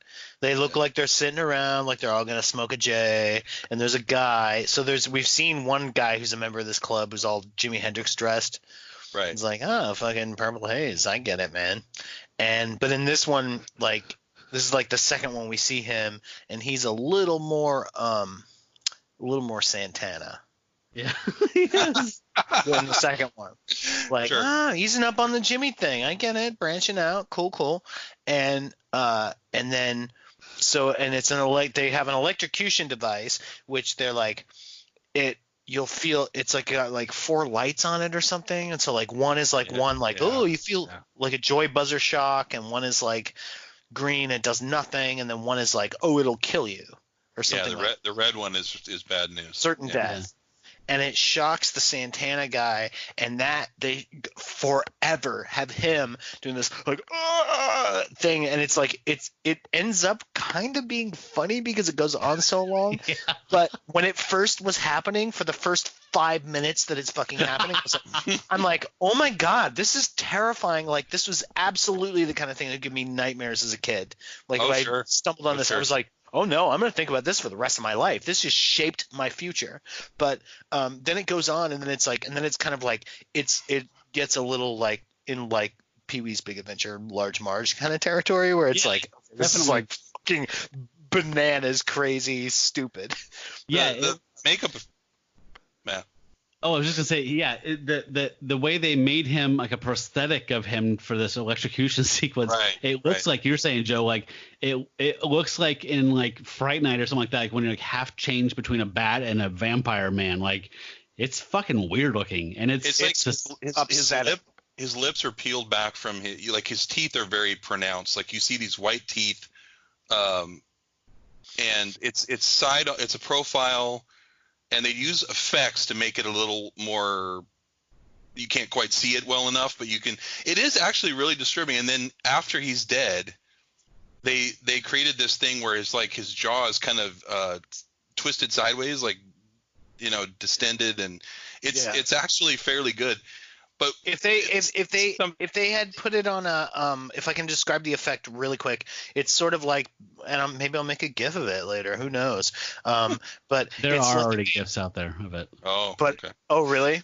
Yeah. Okay. Well, so look it up on GIFs, but it's like go to GIFs and look it up. But it's like if you put this head that they made, the fake head, and you put it on like a paint mixer, the machine that like. Fucking Tony and Saturday Night Fever, and he's like, blah, blah, blah. It's like it's vibrating like that, like it's just back and forth, like right, it's definitely like some mechanical thing like that. It's just like, holy shit, this is crazy. Anyway, sorry. So this may seem like a ridiculous criticism, but it is still the kind of things that I think of. I like horror comedies very much. To me, combining horror and even serious comedy is completely doable and completely works. But I hate, so when he starts to receive the soon-to-be lethal electric shock, he's already being electrocuted, and he's not into the mode that we're talking about yet. Right. But he's already being electrocuted enough that he's smoking. And I would imagine the human body, in order to smoke, would have to be enduring quite a lot of pain. Yeah, so we have time for one wisecrack. Yeah, so his is, excuse me while I smoke. Yep. And he seems real resigned to it. Fucking hate that shit. Because it's just, you don't have to, you can have a very funny horror comedy. It'd be like Shaun of the Dead, where they would be cracking jokes while they're being eaten alive. That does not happen. That's a very funny film, but they do not treat the actual horrible shit like it's hilarious. Yeah, the horrible stuff is horrible, and that's what makes it the relief, right, between the two. Like, yeah, right. And also, not only is there that give and take between, like you're saying, that's the change in dynamic is supposed to be like, oh, that's awful, and then like crack a joke. It's like it's the James Bond thing. It's like, oh my god, I just threw a radio in a bathtub and killed the guy, and then he goes, shocking, like. Oh, thank you. I needed that because you just murdered a guy and it was kind of upsetting. So, like, instead of, this is happening to me, if the guy in the bathtub was like, I didn't see this coming, it's quite shocking. You'd be like, exactly. Don't do that. You're dying. Like, that sucks. Exactly. So I hated that. Two things. One, excuse me while I smoke should have been. If you want that line, it should be like, mind if I smoke?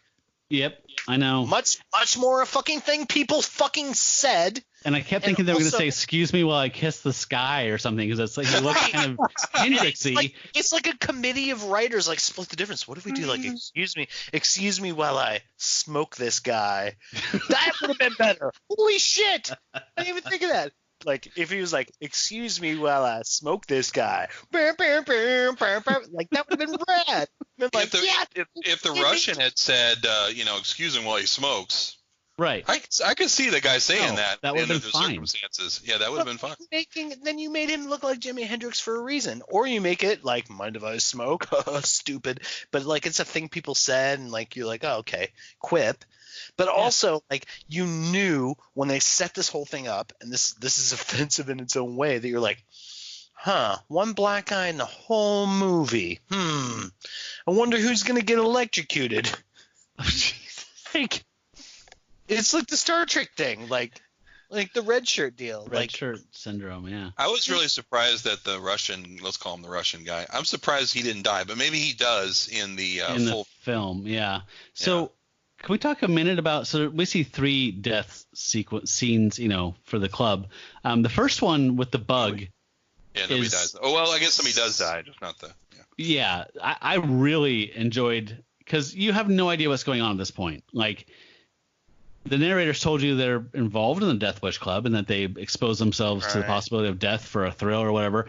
But then you see this stop motion giant fucking really African beetle or Madagascar. Oh, or yes. It's from. Yeah. Right. But I loved every time there was stop motion stuff in here. I was completely gleeful in the whole film.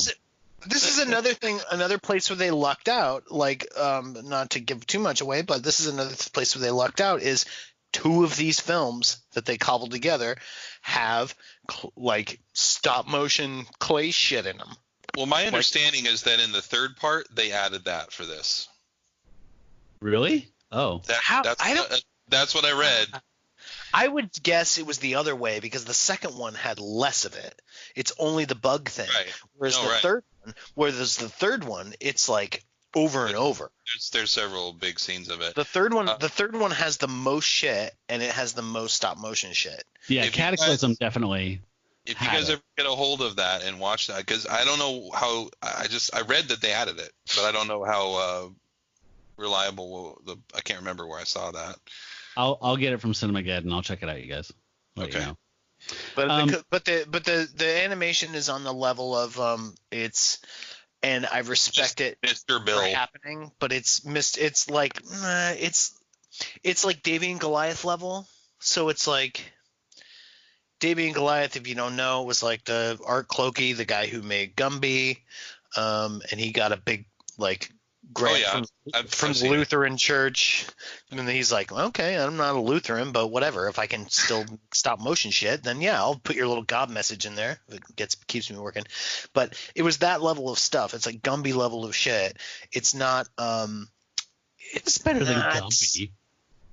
Well, I mean, no, but it's not like Jason and the Argonauts. It's not. Okay, no, it's not Ray Harryhausen. Is what I'm saying. But there's not. It's not an A or B proposition. I think there's a little bit more of a spectrum. It's kind of like okay, if you saw what's the space Star Wars ripoff movie? The Star Crash. Toaster Star Wars? Crash. Thank you. No, Star Crash. So Star Crash, there's the big robot on the beach thing that gets up and tries. Oh to kill them. yeah. Right? It's like it's about that level. Yeah. No, totally. I agree. Where it's like, oh, this isn't terrible. This is good. I busted out laughing when it showed the claymation versions of the people, though. Yeah. The people.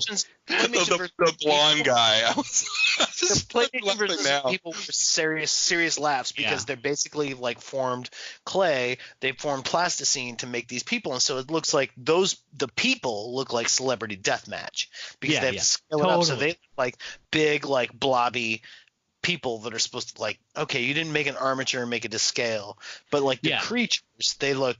It's like, well, okay, I can buy this. It's fine. I mean, it's fine. There's definitely a threshold where it's like, budget wise, they couldn't afford the rear projection or the compositing of actors with that's definitely the budget point, I think. Yeah, they're like, no, just mash some clay together and make a thing that looks like this. Yeah. Okay, so there's the death bug they release, and they all have to sit perfectly still, and they open up the window, and that's explained to me because much like in Russian roulette, you have an empty chamber in the revolver. So wait! I need to say something about that. I was like, that's not how Russian roulette works. Russian roulette is not. You have 6 chambers, and they're all full except one. That's not how Russian roulette works. No, I thought it was the opposite. It's the opposite. Russian roulette is they're all empty, and there's one bullet. Right. So you spin it, because you're passing it around. So you spin it, and you're like, click, no bullet. And you spin it, click, no bullet. If you had all of them full and one chamber was empty, that'd be insane. That'd be like everyone was like spin and like, oh, you got the empty chamber? Great. Spin. Oh, my God, you got the empty chamber too. That's insane. Spin. Oh, my God, you like. So, Joe, what if they're like a little more advanced at this than you are? What if they've been doing it for a while and they need the thrill cranked up? Well, this is more like. You ramp it up by you put 2 bullets in. You put them opposite each other. So number 3 chamber and number 6 chamber. You thought about this a lot. Whatever, dude. This is why I play with a 9mm. I don't like all this chamber shit. Yeah, just give me like full every clip, time. one in the Just chamber. as Boom. your Semi deer hunter, auto. right? Yeah. Okay. It actually is a Sorry, little more. It is actually a little more like one bullet in 6 chambers, though, because in each of these cases, there's only one person who's going to die. Not like, there's not 6 of them, but it's not like Good 3 point. out of 4 of them are going to die. No, or but 5. it's literally like it's like a revolver with one bullet in it, and you had 6 people lying on the floor, and you clicked it, and you went, not you, click, click, click, bang. Oh, I guess it's you today. You Yeah. had one bullet, and then you went click, click. It's literally there's one bullet. They just misspoke. It's like there's one bullet. It's gonna kill one person, and the rest of you are fine. Like, not this like there's one chamber empty. I was like, Okay. fucking What if Who delivers that guy's line, not though? very smart because he doesn't Yeah, maybe seem he's not very very smart. That's the Russian that says that, right? He's an idiot. Yes. So my point is they have to sit perfectly still and release this giant creepy stop motion bug. It flies around the room, point of view, goes out the window, oh yeah. lands on some random people fucking out in the garden outside of this castle, and makes Why them they're there, we don't know. explode all over his girlfriend's face, which I loved very Yeah. much. Yeah. And then there's the robot Joe alluded to. And then the third one is a What wrecking robot? ball set on a conical circumference spinning around from the roof, and there's a saw. So once it hits it, and they're all laying in sleeping bags in a circle under it. So once the circumference gets wide enough, the rope hits the saw, cuts the rope, and someone, we don't know who, is going to get hit by a 2-ton wrecking ball. In the face. I had a problem with that one because I thought, well, that's doesn't seem very specific. It doesn't seem very scientific because that thing could get cut and you don't know when, and that thing could fall right in the middle of them. It could fall outside of the sleeping bag circle. It could fall in just your crush. balls. It could hit 2 people. It could crush someone's legs. But they made it like, absolutely. oh no, this is a certain, because this is Death Wish Club and we thought it all out. And it's like, oh no, this will definitely hit somebody in the head. One of you. It can only fall in one of these 6 places. And I'm like, it's a pendulum. It's I agree. definitely absolutely not that. And I really felt that the sleeping bags took away from the slick, thought out billionaire pervert club thing. Like, I agree too. he went down to the cash and carry and got 5 mismatched sleeping bags for this. You couldn't get a fucking, I don't know, whatever.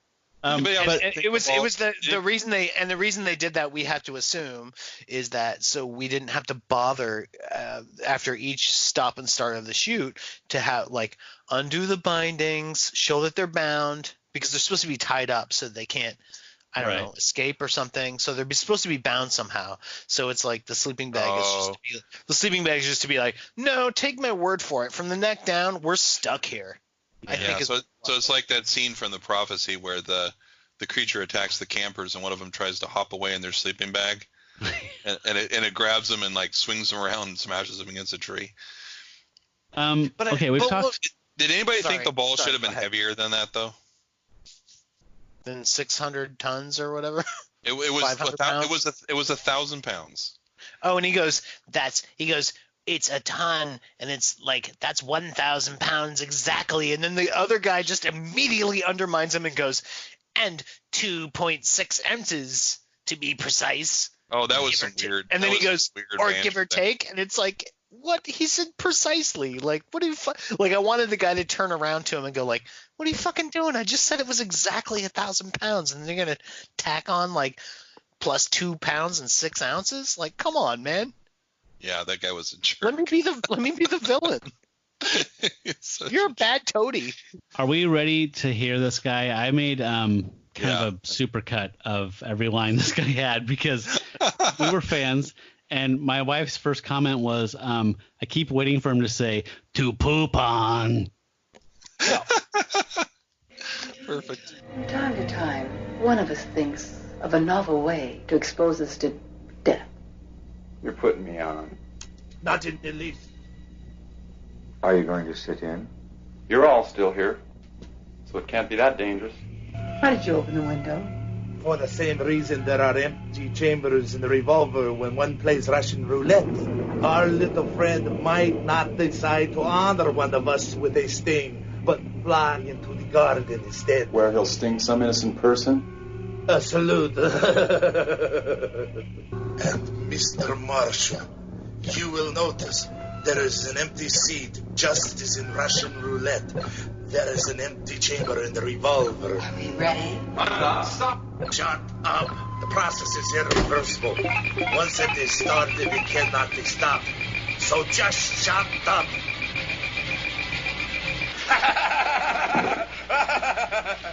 May I say we're going to have a ball? The ball is actually a construction ball. It weighs exactly 1,250 pounds. And the ounces?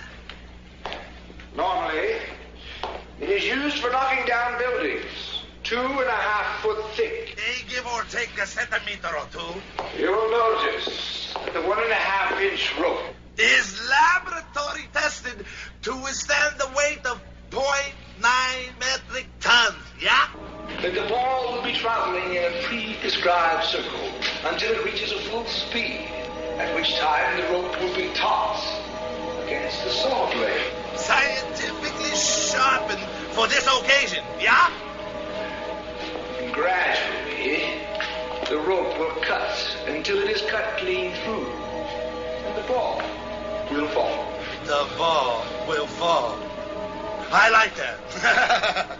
That's the count. Wow. Count. Yeah, that's him. Oh, that's amazing. And that's segment 2. I did. That was one of my only clips I wrote down. I just wrote down "not in the least." I didn't remember what that was, but now I do. Not in the least. I like that he's like, and also 8 centimeters. Like, stop. He's pedantic on top of everything else. Yeah. Yeah, he's like, I'm kind of a, what you would call a bean counter. I have 0 appealing qualities. Yeah. I don't know where that yaw came from. So we're he's like, technically, when they pour you a pint at the bar, it's not 16 ounces. They're cheater pints. Speaking of, open a pint of beer, pour it into a pint glass, see what happens. That's all I'm saying. We're back on the train, and I was only half kidding when I was talking to my wife earlier. Like, I think the train is purgatory, right? Like, yeah. Okay, sorry. Because is it after the first story, they're talking about what should happen to the people, and John Philip Law's character gets 100 years in purgatory, and the 2 doctors deserve a one-way ticket to hell, no parole or whatever the fuck you want to call it. So, I mean, in my mind, you know, listening to that song for 100 years, that's purgatory. Hey, George, I'm starving. How about some hamburgers and beer? There's no food on this train. What kind of train is this? Some call it the Heavenly Express. Others, Satan's Cannonball. But we guarantee to deliver every passenger to his right destination. Like, I really wish our bus hadn't broken down, you know? No way. I think this train is cool. From the top. Except they're playing. But it's also like Who are they torturing? I don't know. He has to break dance and like shit and know that he sucks shit forever, and that's its own kind of hell. And that's what purgatory is. Purgatory is being mediocre and being painfully aware of it and never being able to improve or quit.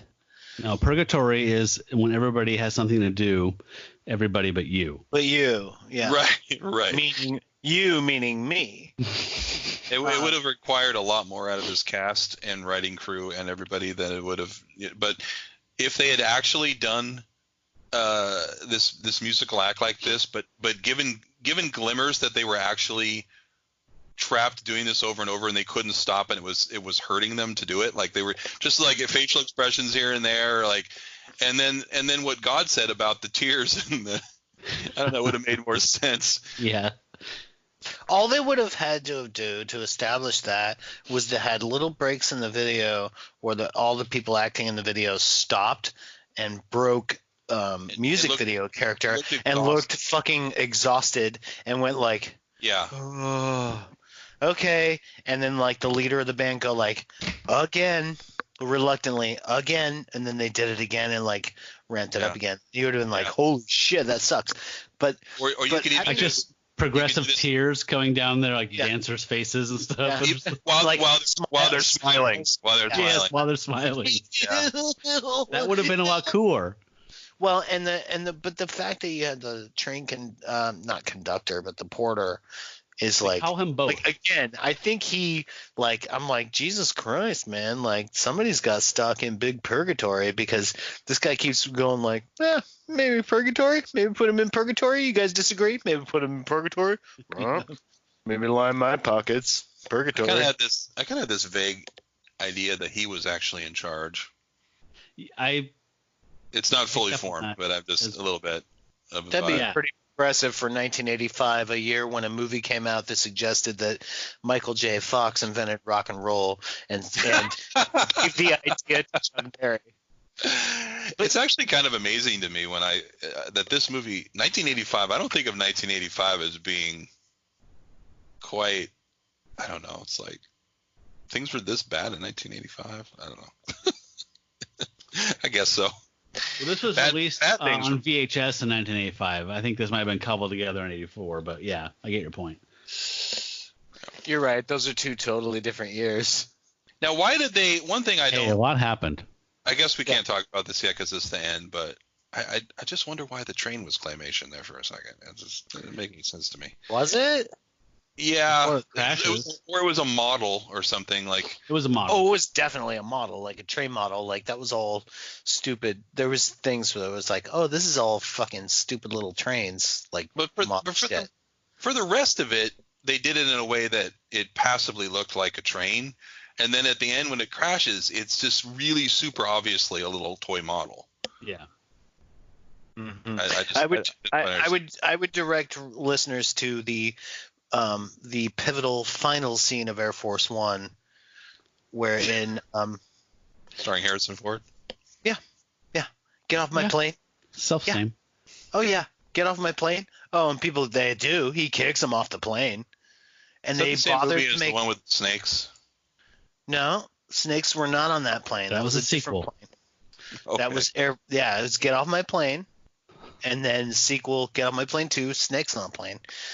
Hey you, you get off my plane. Yeah. Hey you, get off of my plane. So that final scene, man, watch it. Like you can Google it, and it would just show you the Air Force One crashing in the ocean. They spent so much money making it look like Air Force One, and to where it was like extra, and they're like, oh, they really went to like all the detail and like blah blah blah to make it look like Air Force One, and then it crashes in the ocean. I worked as a projectionist when that fucking shit was in theaters, and I laughed when that thing crashes into the ocean. I thought you were being serious. No. I mean, I thought you were joking. No. It looks like fucking shit. Go back and look at it. It looks like those South Korean, like, videos, you know, those, like today's crappy computer animations, and they go, this is what we think the plane crash looked like. Like, it looks bad. All it's right. like it looks like Air Force One ran out of money, and maybe that's what happened. See it. Okay. Now I have to watch that. By the way, if you are listening to this and you haven't seen Night Train to Terror yet, it can be found on YouTube, but it's not as easy to find as I had it bookmarked and I can find it, but I can't find it when I search for it. I don't know why. If you have Roku or just the internet in general, you can go to Snagit Films. It's free on there, and it's a pretty decent print, actually. It is. I was impressed by that. Yeah, I thought it was pretty good. However, if you are listening to this review and you're like, I am all in, I just need to own this, Vinegar Syndrome released it, I think, a year or two ago, so you can buy it on Blu-ray. Can I say a thing real quick about where I saw this, because I thought it was Snag Films, because what I did was I typed it into Roku, Night Train to Terror, because that's what you do. You're like, I don't want to watch it on friggin' YouTube. Did I say Snagit? I meant Snag. No, it's Snag Films. Snagit's like screen capture software or something. Sorry. So it's on Snag Films, but like when I initially we looked at it and the first thing it said, it was like Halloween channel on Roku, this fucking broke ass looking channel. And so we're like, fine. And it was fine on there, and it was like a free channel, but like you texted me like, oh, actually, you don't have to watch it on YouTube. It's on Snag Films. And I'm like, yeah, maybe that's what I watched on, but I think it was something called Halloween Films, like Halloween. I don't know. But it's on Roku, like in at least 2 places for free. Okay, so I just got a Roku no commercials stick recently, and because What's I'm that? a Shudder, the Roku just. What do you mean? What's the stick? What do you have? I just like TV's a Roku, has a remote. Plug it. Oh, you have a USB. Oh, okay. Yeah, so I just have a USB stick, and it's really nice. I got it because I have Shudder, but I have a Samsung TV, and it's like one of the few things that they don't make an app for. So it was really frustrating casting Shudder like Joe Bob Briggs, Last Drive-In from my phone to my TV with a 2-second audio delay, all that shit. So I finally broke down and bought a Roku stick, and it was the best $50 I've spent. But yeah, Joe, I was just gonna say I have found just when I was setting it up and making my homepage, like I have a bunch of like really dodgy, sketchy, like silent comedy channels, and like you're saying, there's like cheapy public domain, like horror. Right. So like, yeah, there's a lot of shit out there, but it's pretty awesome. Is that a site that you use? I never heard of that site before that you sent the link out. The Snag Films, whatever. Well, Snag They do a Films lot of is documentary stuff. Does it have exclusively? I thought. Okay. I was surprised there was a feature on there. It's pretty reputable though. It's like a thing. It's a small thing, but it's a thing. I mean, is it a site in general like Vimeo or YouTube or whatever, or smaller, or is it more like a dedicated movie thing like Shudder or whatever, but with documentaries in this case? I feel it's more like the latter. It's always been free, and that's where I found, like, when I'm trying to find a documentary I love online, like that's where I've always found stuff like that. It's like it's just free documentaries, and it's reputable because it's on the above board, like it's a legitimate thing. Yeah, their player is very good. Like I could tell immediately that it was a legit site because there's no bullshit anytime I went to try to watch this. No, do they have Lost City of Z by any chance? I've wanted to watch that. No, they don't. Oh well. And that was what I it's heard called? that wasn't good. Have you seen that, Joe? Really? Lost City of Z? Yeah, I love the book. I thought the book was super entertaining. I heard the movie. Wait. Great. I read World War Z. No, very different. And I've seen Lost City of Lost Children. But Lost City of Z was a nonfiction book about like following the footsteps of some people that are going to South America to try and find some fabled cities of gold. Sure, like El Dorado. Yeah. The book's really good. I heard the movie was not that great. Okay. No, I don't. I'm not aware of that. I like call it Vimeo. Yeah, isn't that cute? I also like Yo Ube is also a very good site. I like that Jason classes shit up, unlike you, Joe. Yeah. I like Go Ogle as well. That's where I do all my searches. Go Ogle. Go Ogle because how do you pronounce Vimeo? How do you Vimeo. pronounce? Like you just did. There you go. I've never had a reason to say it out loud before. God damn it. Yeah, Daily Motian is. I was good giving too. it an accent like the Count. I do like yeah. Yo Ute Ube though. That's big Latin, jackass. Okay, so the third segment is Cataclysm. Was its feature name. Also, it was called The Nightmare Never Ends, and it was also released as Satan's Supper. Yeah. It was also released as Back to the Future 4. That's actually not true. Don't Google that.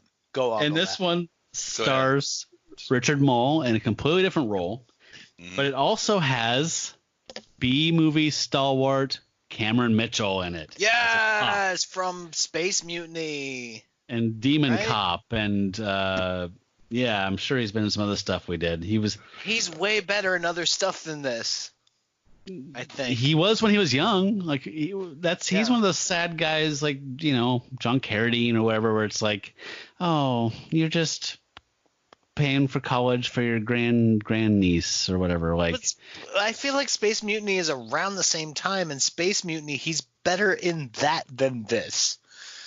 Like, no? Do you I don't know. He's fine in this. He's not. Yeah, I didn't. Really bad in this. He didn't make me sad like he did in Demon Cop. Have you seen Demon Cop, Joe? No. You should check it out. At least just watch the opening, because he did that thing where they pay him and they just like had him do intros and outros for a bunch of different movies in like one day. They paid him for a day. So he just sits at a desk and smokes. It's like the guy in Blood Freak, and yes.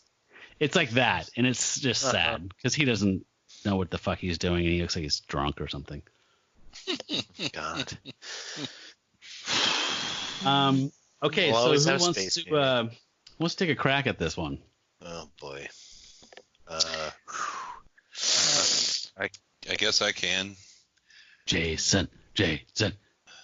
So there's a guy who looks like he's 30, right, or so.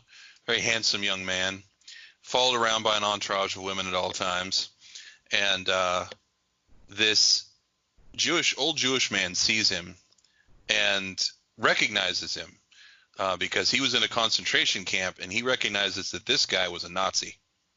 And he goes to Cameron Mitchell and he says, "This guy was a Nazi. You got to do something about it." And he said, "Oh, that stuff was a really long time ago. There's nothing we can do about it." And it's not even him. Yeah. Because he's way too young to be that guy. And let's see. I'm trying to remember how the woman fits in. Because there's always a woman. That's what she said. Well, the case of Claire Hansen is the segment's name, but I gave you all the feature film names of this. Right. So her husband is Richard Mole. Is it? Isn't it? I don't know. I think so. Bull from Night Court. Well, I didn't even know he was married. By the way, we should point out, in case people don't know, so this was filmed in 1984, came out in 1985. We assume Night Court debuted in 1984, was definitely still running in 1985. Oh yeah, like for years to come. A huge but like later night sitcom on what would later be termed must-see TV, must-see Thursdays. Absolutely. It was Night Court had the very good fortune of being put in the time slot after Cheers. Yeah, it would be Cosby Show, something else, right. Cheers, and then Night Court. Wings? So it was like the No. Sometimes Wings, sometimes Frasier, sometimes. And we watched them all except for I think that middle one that you can't remember. But like, yeah, it was Cosby Show, and then something else, and then something else, and then Night Court. So, by the way, he plays in this segment James Hansen, and this is the case of Claire Hansen. So they were married. He is the author of a book called God is Dead. Right. He's an atheist saying, "Oh, God is Richard Dawkins, basically." Yeah, basically Richard Dawkins, basically like a Nietzschean, like atheist character who's like, "Oh, well, there's no need for this mythical godlike being," and I don't, like, and he also sort of like we first see him in a TV appearance where he's kind of like saying, "Hey, you should join me." Yeah. Oh, we have a clip. What I have to say to you tonight may cause you pain. It may disillusion you. It may even make you hate me. I am here to shatter a myth. You may well believe in this myth. You may hold it absolutely sacred, and I take no joy in destroying your beliefs. I think he does, though. A little bit of joy. A little bit. Maybe a little bit of joy. Yeah, like I take no joy in telling you your picnic has ants. If his book sells well, he's going to take a lot of joy in that. I'm going to rely on Jason here again because I can't remember how Papini, Dr. Hansen, his medical doctor wife Claire, and the Jeff Tweedy as a satanic pimp Olivier all collide. Like it's totally. Well, Papini comes to.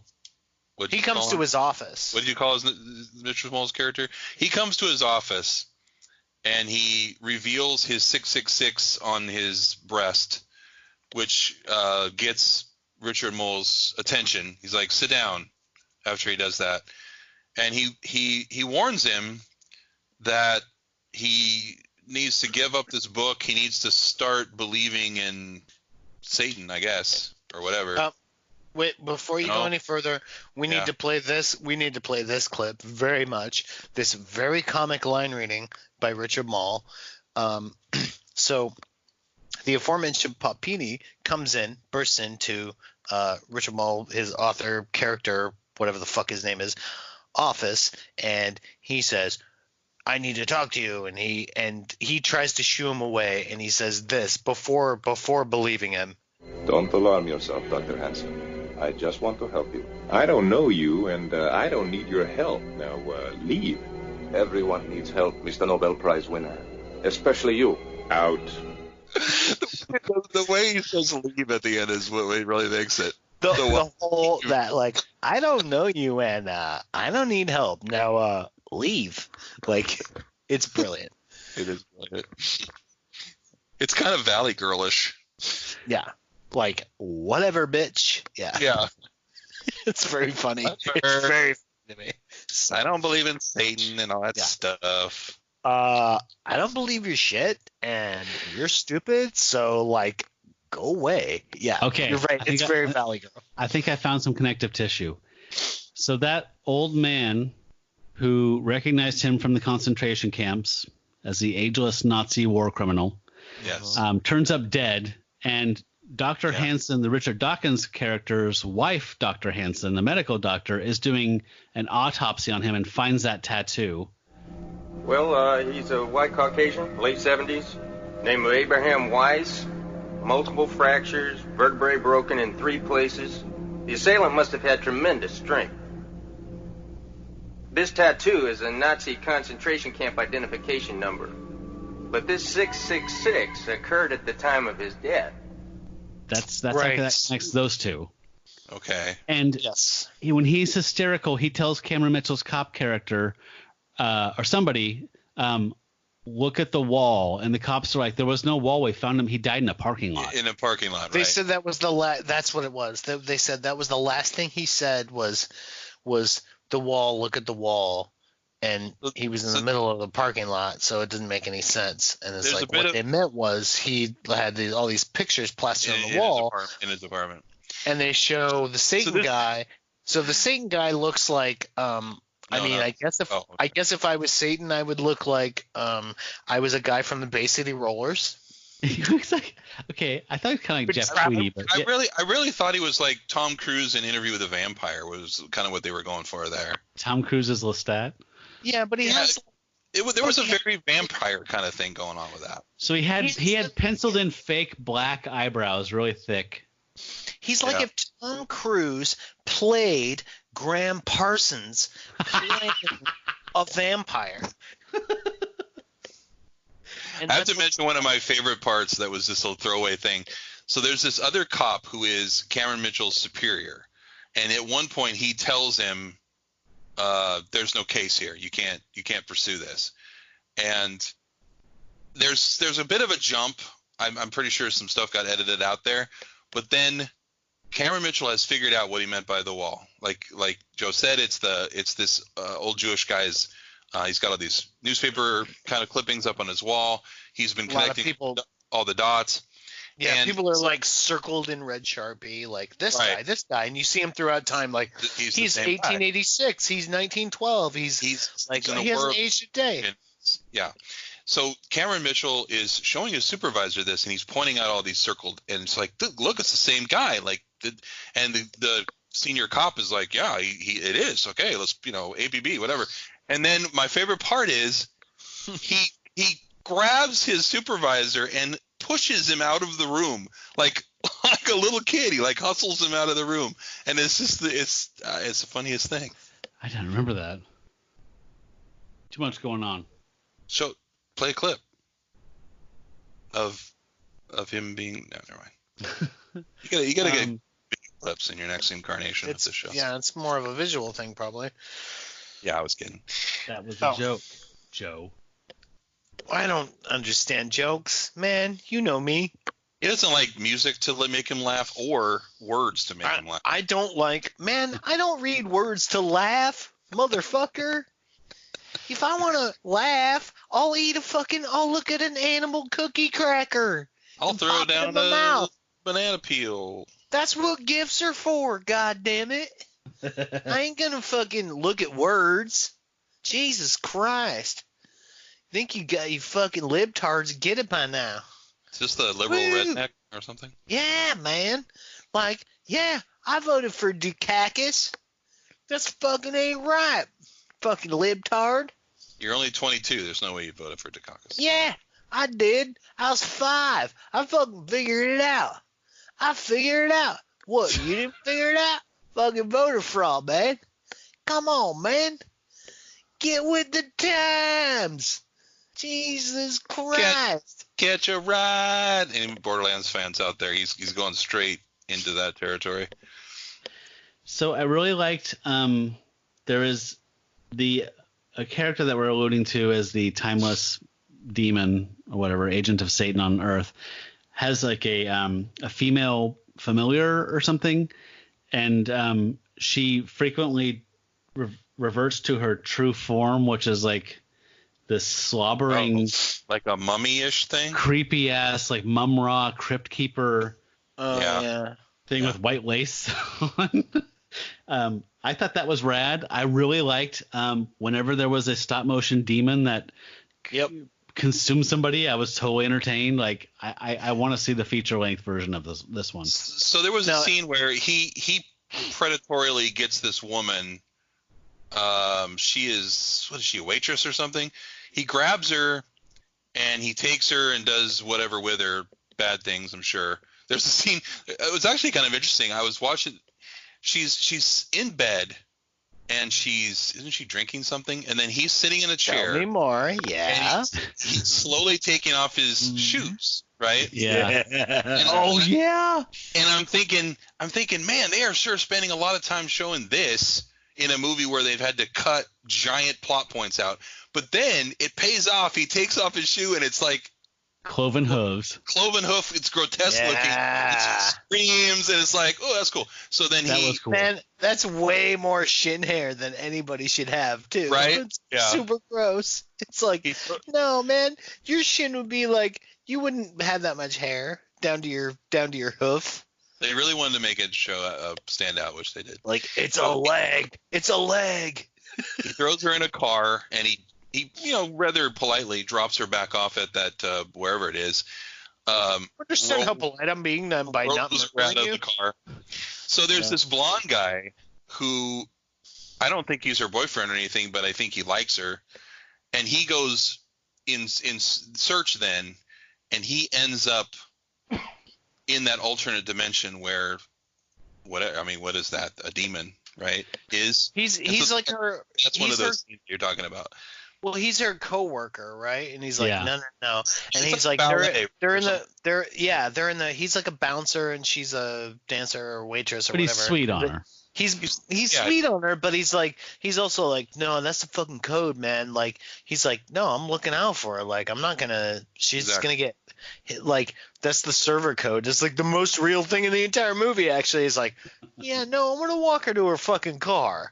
Like, okay, if she wants to hook up with a guy, cool, but like, I'm gonna walk her out. Like, sorry, like, I need to fucking be sure. Like, yeah. Like, it was kind of one of the most real things in this entire movie is like, how'd you get that right? Oh, right, because you made a movie and you probably were all like in service industry and then made this movie because you had no money and you're like, man, people are shitty to service industry workers. Probably. Is that the first time we really see a full-on claymation demon? Yeah. I think so. Like, we see little glimpses, like when the Jewish guy opens the curtains, we see the bug and the other one. That's true. But actual demons in the third story, yeah. So it steps on him, and I think it's gonna. Well, I think picks him up. It picks him up, right? Like no, that's the other guy. That's the later guy. Oh, okay. This one it stomps on him and it squishes and there's some little claymation blood that comes out. The other guy, who is that? Who is the guy that ends up getting picked up and sucked into the pit? That's is that Papini? Super Mario? That's Papini, I think. I think it is Papini. That's the guy who comes to try to warn him. Yeah. We're jumping around a little bit. It is a little incoherent. Like, it is a little hard to get some of the sequence of these events right. Yeah. So I can.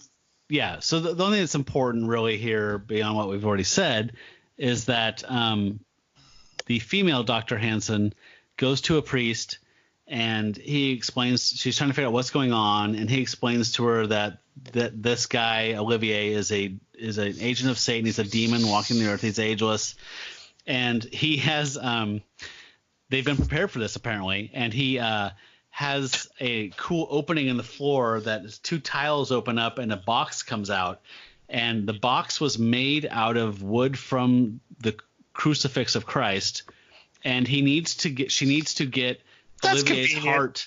He needs to get Olivier's heart in there to neutralize his evil, I guess, or stop him, kill him, whatever.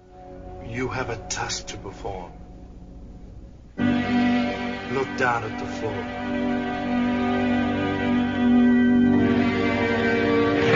It is an ancient box made of the true wood of the cross of our Lord who died on it. Guard this box well, Dr. Claire Hansen. For it is your mission to remove the heart of the devil's demon, Olivier, and secure it in this holiest of vessels. Oh, right, yeah. So that's her mission. It's all coming back to me now. Yeah. This one's a little muddled. Like, it was hard for me to recall, unlike the other two. Yeah, but now I'm remembering that very bloody final scene and how confused I was at first, because I didn't think it was him on the table. I thought it was a woman. Well, he did. That he switched. He somehow did some magic and made a woman take his spot. It doesn't become. Yeah. But I mean, before that, because they're trying to cut his heart out, right, and put it in a box. Yeah. And then the other woman, I don't remember who she is, but she's like, she wants to skip to the end, and she starts trying to stab him. And they're like, no, don't do that. And that's the one he switches with, right? Eventually. Yeah. Yeah. The titular character comes back in the room, and she's confused and thinks that he's her, and lifts her up, and it's him, and then off screen he wins. The bad guy wins in this. Yeah, but there's an opportunity there for some weird autopsy footage that they cut in of like just hacking away at actual organs, which is a little. Oh yeah. It looked like it was like, third-party footage of something weird. Probably so. I didn't. Always the sign of a quality, tasteful project when using real medical footage. I don't know how to kind of wrap that last one up, because it's the fuzziest one for me in recall. I don't know why. I didn't realize it would be until we started talking about it. And then I'm like, oh, okay, no, I kind of remember bits and pieces, but I don't really remember the whole flow of it. Yeah. And again, I think in our defense, none of these stories had their intentional flow. No. They were all hacked and slashed down to. This was the longest segment, though. The other two segments, I think, were about 20 minutes each, and this one was actually 40-ish. 35, 40 minutes, yeah. Well, that's kind of what I wanted to say about it, is that like this one felt like it was like, when you watch the first two segments, the first one was the shortest. The second one felt like, and it, like, you know, like this thing's modeling itself after Creepshow, kind of like, oh, we'll do, you know, 3 stories, and the third one was so disproportionately long that it was very much like when it got to a play, I was like, oh, holy shit, there's more. And it was like, oh, this is another like 15 minutes. I was astounded that I was like, no. You should, like, this story should be wrapped up in like another 5. Yeah. And so that's like, I was in the same thing where I kind of like tuned out, because in my brain, what you set me up for in installments 1 and 2 was that this thing should be wrapped up within 5 minutes, and then you tacked 10 minutes on top of that. And someone's just like, and so I would kind of tune out, look at Twitter, whatever, and then if you had like a fucking like stop motion thing, I'm like, oh fuck yeah, hell yeah, what's going on, you know? But otherwise, like, I was this may just be me, but what even happens to Richard Mole's character in that? Like, is there any wrap up to his storyline at all? Nothing. I have a little clip here of him confronting Olivier. Despite it being, okay. Can I play it? Mm-hmm. Sure. My show. I serve the master. It'll be your privilege to serve him too. I serve no one. I'm my own master. There is only one master, and his name is Satan. I don't believe in Satan any more than I believe in God. Recant! Never. So that's when a demon takes him out. Seems like if God and Satan are going to be judging these people's lives and deciding who gets the souls, then there's some serious bias involved here when they're judging people who actually based on this are worshiping Satan. And yeah, it seems kind of, well, they do go back, when they go back to after this thing, they go back to God and Satan in the train car, and they say, look, this guy, Satan says, look, man, this guy literally like fucking doesn't believe in you. And God says, yeah, he doesn't fucking believe in you either. Checkmate, dude.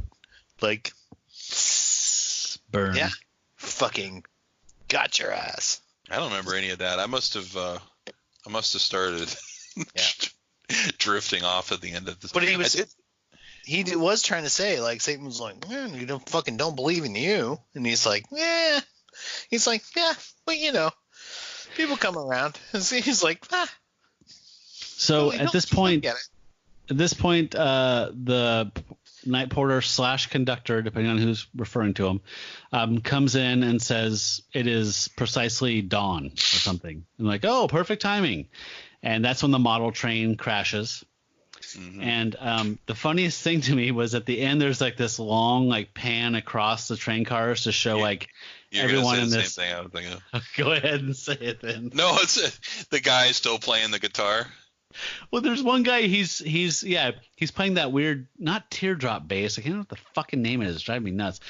But he's like spasming, like playing bass. But no, the quote unquote singer dancer is in like mid helicopter, like he's mid breakdancing. This guy's like leg in the air. I didn't see that. He's got like his leg in the air. So like some of them decide like play dead, and they're like, oh, okay, lay down. And some of them went like. Some of the actors, including that guy, decided that meant be frozen in time, so they would be immediately rigid and like with some of their limbs sticking up in the air in a like weird Pompeii. way. Right, exactly. Like, how cool can I look for like future generations? Right.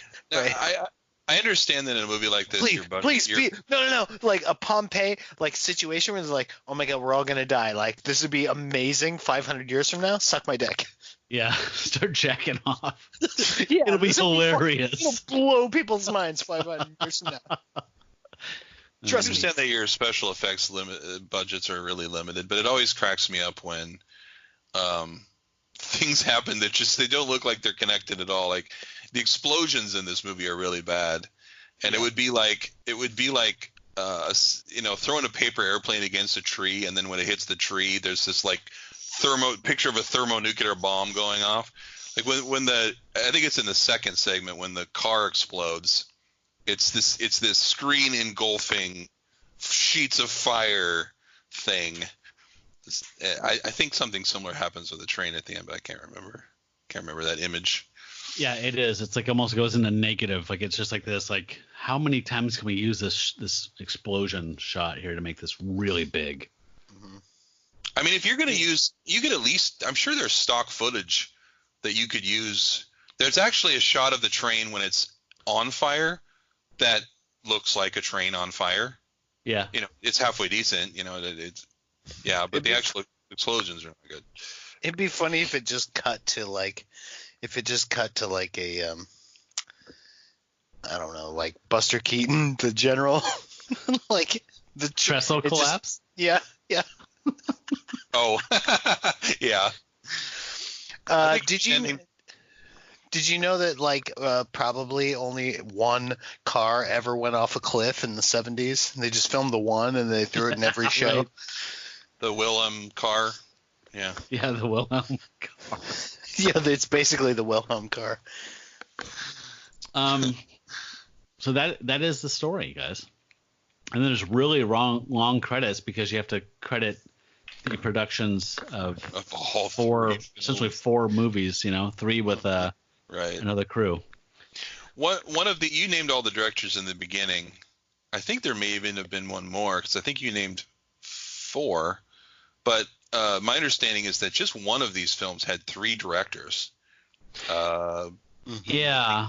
I think it was The Nightmare Never Ends, etc. Had 3 directors for one film, and then you have the directors for the other 2 films, and then you have some kind of director for this thing, right? So that'd be like 6. It shows. You're never going to get good results out of things like that. Oh, by the way, you can watch The Nightmare Never Ends as a feature film on Amazon Prime for free. Okay. And I am going to do that because I was intrigued. Oh, that film. Yeah, okay. Oh, you can also watch it on YouTube. If you just search for Cataclysm Nightmare Never Ends on YouTube, you'll find it as well. Interesting. Okay. Oh, well, you can. I'm gonna scan through and see if there's any claymation. I'm interested. Just curious about that. Yeah, I love that claymation stuff, man. I'm a total sucker for it. That was fun. That was definitely fun. If it was any kind of film where I was actually in a normal film mode, like I was committed to the film, like this is the good film I'm watching, then that would be so jarring. It would take me completely out of it. But in a movie like this, it was fun. Yeah, it was charming. Yeah. Yeah. Well, guys, unless you have any final thoughts, we can go to judgment. Yeah. Sure. Joe, why don't you go first? Is this cool or is this trash? Why? Support your position. Okay. Can you hear me? Yeah. I can hear you now. Okay. Good. I'm gonna say cool, but skip the first vignette. Is that weird? Like, otherwise I'd say trash. Like, what are the rules? Do I have to rate it as a whole? There are no rules, and this is the end of the world. So do whatever the fuck you want, man. Doesn't matter. Okay, I think, you know what? Here's the thing. Since everyone's fucking quarantined, right? Like, and there's so much garbage. I mean, like, there's so much content out there. Sorry. Sturgeon's Law. Yeah. Like, why not watch this thing? Like, is that what your argument was? I thought it was going to be the opposite. Yeah, no, why not? Like, why not watch it? But I mean, it's trash, but it's also cool. So maybe it's cool trash. I'm creating a new category, which is cool trash. Which is that's not okay. No. Oh no. Okay. What about trashy cool? This is like if you. No. I will accept a judgment with an asterisk and an explanation. We're not adding new categories. Ah, okay. So there are rules. Interesting. Cool. Okay. So my thing would be like, hey man, life is short. You're gonna die of coronavirus. Don't fucking bother with this movie. And then like asterisk, be like, but you know, if you're fucking bored, like maybe check this out and skip to the 20-minute mark. Okay. I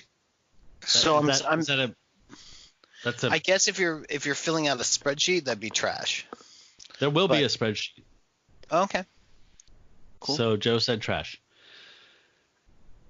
That's a pretty heavy 20 minutes. Threw it over the fence for you, huh? Okay, maybe like clock in at like 15 minutes. Just like skip some bullshit, man. Skip some. I mean, unless you like serial killer porn or whatever. Okay. Jason? I'll go ahead and give this a qualified cool.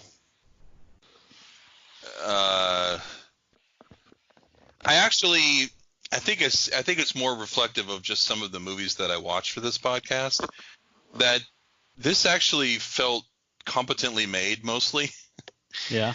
It was also, like you mentioned earlier, the print that I watched was pretty good. I mean, sometimes you watch these things and you can barely even see what's going on. Yeah. Or the audio is so fucked up. I actually read a review of this where they were saying that the audio was all fucked up and that the picture was terrible, and I'm like, no, you haven't been around. Yeah. Yeah, I mean, I kind of agree with Joe. We all agreed that the first part is the worst, the most, unless you're sadistic. I mean, if you're listening to this and you know you're sadistic, then you don't have to tell anybody. You can just watch it. But I didn't. It's okay. I think it's short enough, and it's part of the whole vibe of the thing. Plus, it's fun to watch Richard Mole in two very different roles, and see how bad of an actor he can be in two completely different roles. Yeah. That's entertaining. That's good. Yeah. Yeah. I was trying to think of if I had an alternative. I was trying to think of a horror movie involving trains that would be good, and I can't actually think of a good movie involving trains. Oh, Train to Busan is pretty good, but it's also very modern. But Jason, you're getting ahead of us though, because that's. I thought that was part of this. That's anecdotes. I know. You were supposed to give an antidote, weren't you? Because you said it was trash ultimately on the spreadsheet. We usually circle back around. Yeah. Oh, I didn't know. Sorry. Okay. So Matt, cool or trash? Cool or trash? Cool or trash? For me, this is unqualified. Well, shit. Wait, what? It can't be unqualified if you're not sure. Actually, I'm rewriting the rules. Okay. It's trash, actually, I've decided. I'm the first to think of it. I'm giving it I've been going all over the place. I think it's cool because I like the claymation stuff in it, but ultimately the tipping point for me is how bananas it is that they crammed 3 movies. It's like there was some infomercial problem statement that nobody asked. Like I've got to watch 3 movies, but I've only got 90 minutes. There's got to be a better way. It's so unrelentingly bananas that I think it's super charming. I don't mind the first segment as much as you guys do. I think it's super sleazy, but I watch a lot of sleazy stuff for this, so that doesn't bother me. But segments 2 and 3, I really dug, but just the fever dream result of editing 3 films into 90 minutes with a fucking wraparound 4th story is super entertaining for me. That shit, the prime example is what I think you were saying about Meredith Hayes' character in the second segment, where it's like, why does she have a bow tie and a boy bob? Oh, because apparently in the full version she died and was reincarnated. Like, and tried to marry a fucking, transsexual. They didn't tell you that. Like, so you're just like, apparently she's just dressed like a dude for one scene. Like, I love how delirious it is. So detective a little bit. Yeah, and the fact that it had a nice print on Snag Films, I'm totally into it. I thought it was a blast. So I've looked pretty exhaustively through this this version on YouTube of The Nightmare Never Ends / Cataclysm. Yeah. And indeed, there is no claymation in this. So they did add that for the one we just watched. Really? Really. Wow. Okay. I don't know if I could watch a whole feature film without my favorite part in it of this segment. There's a line in the movie we just watched where they're talking about what we saw. We saw him grabbed by the demon, picked up, and then dragged down into a pit that then closed over them. That's what we saw. And there's a line where somebody refers to him being found drowned. And I'm like, that seems strange. Like, we didn't see him get drowned or anything. Well, I just watched the scene in the film, and he is dragged into the water. There's no claymation thing. There's no demon that picks him. Dragged by who?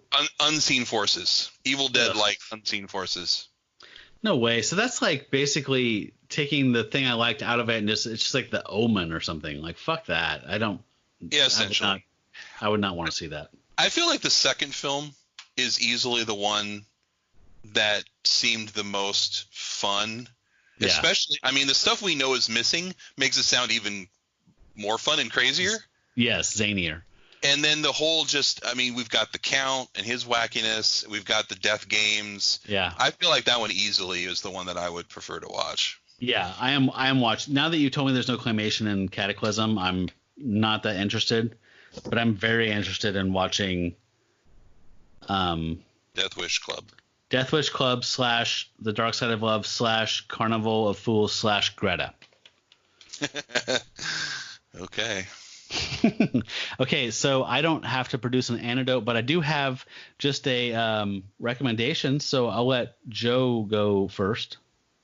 If you want to say anything about Joe, did you end on cool asterisk or trash asterisk? I forgot. It's kind of both. I'm straddling the fence. It's kind no of fence riders here, cowboy. All right. Well, Jesus, I think I'm going cool asterisk because it's basically like what you said. Like, I had a lot of fun. With the second installment and the third installment, and was like, what? So we didn't even talk about. So there's this Studio 54 thing that's in the third installment. Right. And there's this guy who's a dancer. There's all these weird little things, but there's this guy who's a dancer on the periphery of this thing. And if you want to see it, I don't think there's an actual maybe proper GIF of it, but I recorded it on my phone and made a GIF of it and put it on go to That's Cool That's Trash or @UgDoof. That's my Twitter, and like you'll see it. And he does a dance move, this guy, and he's on right. he goes like his right leg is like full karate kick, and then his left leg is like a knee kick. And then he does that like full kick right leg, left leg, knee kick. And he keeps doing that. And he's just like, and he's pivoting and doing that back and forth. Like that's a dance. And then at the very end of it, he stops doing that. And he goes, it's like he's high, and he goes, oh wait, I should do something with my upper body. And then he starts doing like these elbow things at the very last before they pull away. And he's like, I was just like, what is this? Yeah. So there's a lot of weird little things that I like actually really liked, and you know, the kind of things that like fans of this podcast will know, like I tend to like things that are like, I will rate cool as like things that I can make fun of and things that I can riff, and 2/3 of this movie is that. So So it is kind of like it's actually more cool with an asterisk, but it's like that first one until the bodies for money. It was just like, oh, what the fuck am I watching? Like, oh, come on. But yeah, I'd say 75% of it is like fucking cool ass shit. Like cool in the way that we're talking about. Okay. So you don't need an antidote, but if you wanted, let us know what else you guys are watching or something, feel free to throw in some in-time stuff. Here's an antidote. This thing's on a fucking train, right? You know what I hadn't watched for a long fucking time? That was a thing that was on a train, but I just watched like I don't know, maybe 3 weeks ago. Was Murder on the Orient Express. Snowpiercer. Snowpiercer, yeah. It's been in my queue for fucking like Holy 5 years. Shit. Were you in a Boom Bong Hoon? What's his name? What were you in after seeing Parasite? Were you on a kick? It was Bong Joon-ho because it was like like Bong Joon-ho, like Bong Joon-ho, like because of Parasite, and I'd seen Parasite and it was like, oh, and this was him too, and the guy who plays the patriarch of the poor family in Parasite is also in this movie. I love that. I didn't remember that. He's fucking great, and like Chris Evans is in it, and there's a bunch of great actors, and it's a fantastic like sort of class war thing. Like, oh, we all like the apocalypse happened and we're all on the like the poor people are all on the back cars, and all the rich people are all on the upper cars and stuff. It's fantastic. It's a pretty super cool. Great, like, if you want a train thing, like, and, it'd be easy to go, like, great train robbery or whatever. Like, no. This is, like, one of the greatest recent movies that's, like, it literally revolves around a train. A train is, like, the thing. So there was that, and then the other recommendation I would have, because I love claymation, is The Adventures of Mark Twain. The Will Vinton thing, which is like, you want to see like animation done with clay and done like amazingly and trippy and have a fucking cool story. That's a pretty cool thing. Like, if you're holed up, like, be like, oh, I'm gonna see this Will Vinton like claymation thing that's like The Adventures of Mark Twain, which has Mark Twain and a couple of kids going around in a spaceship and traveling through time and doing like, I don't know, cool, trippy shit. Adventure stuff. All about that, to be completely honest. Until you mentioned that, I've not thought of that for years. Yeah, it's like when I see like it made me think, and the reason I thought of that specifically was basically because God in this movie looks like Mark Twain, and I was like, oh, yeah, and it's like, oh, you're doing like, oh, God looks like Mark Twain, and then like, and you also have a stop motion animation, like, this is what I should be watching, is The Adventures of Mark Twain. So it's like, yeah, you don't have to watch like Davy and Goliath or like Ray Harryhausen stuff. Like we've all seen that, like whatever.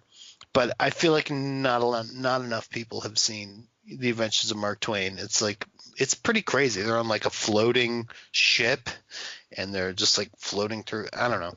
It's weird. No, it's very ambitious and cool. Very cool. I like that. Yeah. Good call. And you've just motivated me to finally get Snowpiercer off of my 5 or 6 year long queue. So I will watch that this weekend. It's very good. Yeah. I liked it better than I liked Parasite, but that's a conversation for another day, maybe. Sure. Jason, do you want to share anything? You don't have to, because you don't need an antidote, but. Yeah. Well, I briefly mentioned in passing, so I might as well just actually mention Train to Busan was another South Korean movie, actually. Just released about 3 or 4 years ago. It's a zombie film, which I know we've all seen a million zombie films. But it's good. It's done with a lot of energy, and yeah. it's definitely one of those films where you have some quickly delineated, memorable characters. You're like, oh yeah, I know who this guy is. I know who this guy is. The kind of thing where they can sketch out. They can take a few personality traits, sketch somebody out, immediately make you like them or dislike them, make you feel a little bit bad for the guy you disliked earlier because you know he did something good. Mm-hmm. It's got that kind of thing going. So with the stuff that happens, you care just enough. Good effects. Once it gets going, it's going. Yeah. Very solid film. Unrelenting. Once that starts, it feels like it's real time, and it is exhausting in a good way. Like it is one of the most intense movies I've seen in recent years. Like pacing wise, and just the pacing is breakneck for sure. I loved it. I just showed it to Renee a few months ago, and she was blown away by how good it is. Highly recommend that. Cool. It's been too long since there was a good zombie movie. Yeah, as much as it seems like there's a lot of zombie stuff, of course a lot of it isn't particularly good or stand out. Yeah. And that one is worth your time. Yeah, my other one I want to see is One Cut for the Dead. It's a Japanese thing. It's on Shudder right now streaming. I don't think anybody else has it streaming in the West, but it's supposed to be a very about a small indie crew of Japanese filmmakers making a zombie movie, and a zombie thing breaks out in the midst of that. So it's kind of a found footage / comedy / weird meta movie. It's supposed to be very good. I haven't watched it yet though. Interesting. Yeah. Yeah. So I don't need an antidote. Oh, did I cut you off there? Sorry. No. I was just going to mention I am watching Kingdom these days as well, which is God. Guess what? Another South Korean thing. Dude. But a very well made period zombie thing. It's actually, as it goes on, it's much less about zombies and much more about social structure. It's another social structure thing. Yeah, it's another class thing. Yeah. So good. Very well made though. Very, very high production values. It's on Netflix. Yeah, Joe, if you haven't watched the South Korean series Kingdom on Netflix, I highly recommend it. I'll check that out. Make sure you just look for Kingdom, because you'll quickly find out there's about 1,000 things that have been named Kingdom, the Kingdom. But sure, it's like the fall. Yeah, totally. Yeah, it's one of those. Yeah, but there's the second season just came out, so I think there's 12 episodes total, the entire series so far. Yeah, it's not long. Cool. So I love this movie. I didn't love it. I like this movie. But I do love. I love this movie. I'm gonna marry it.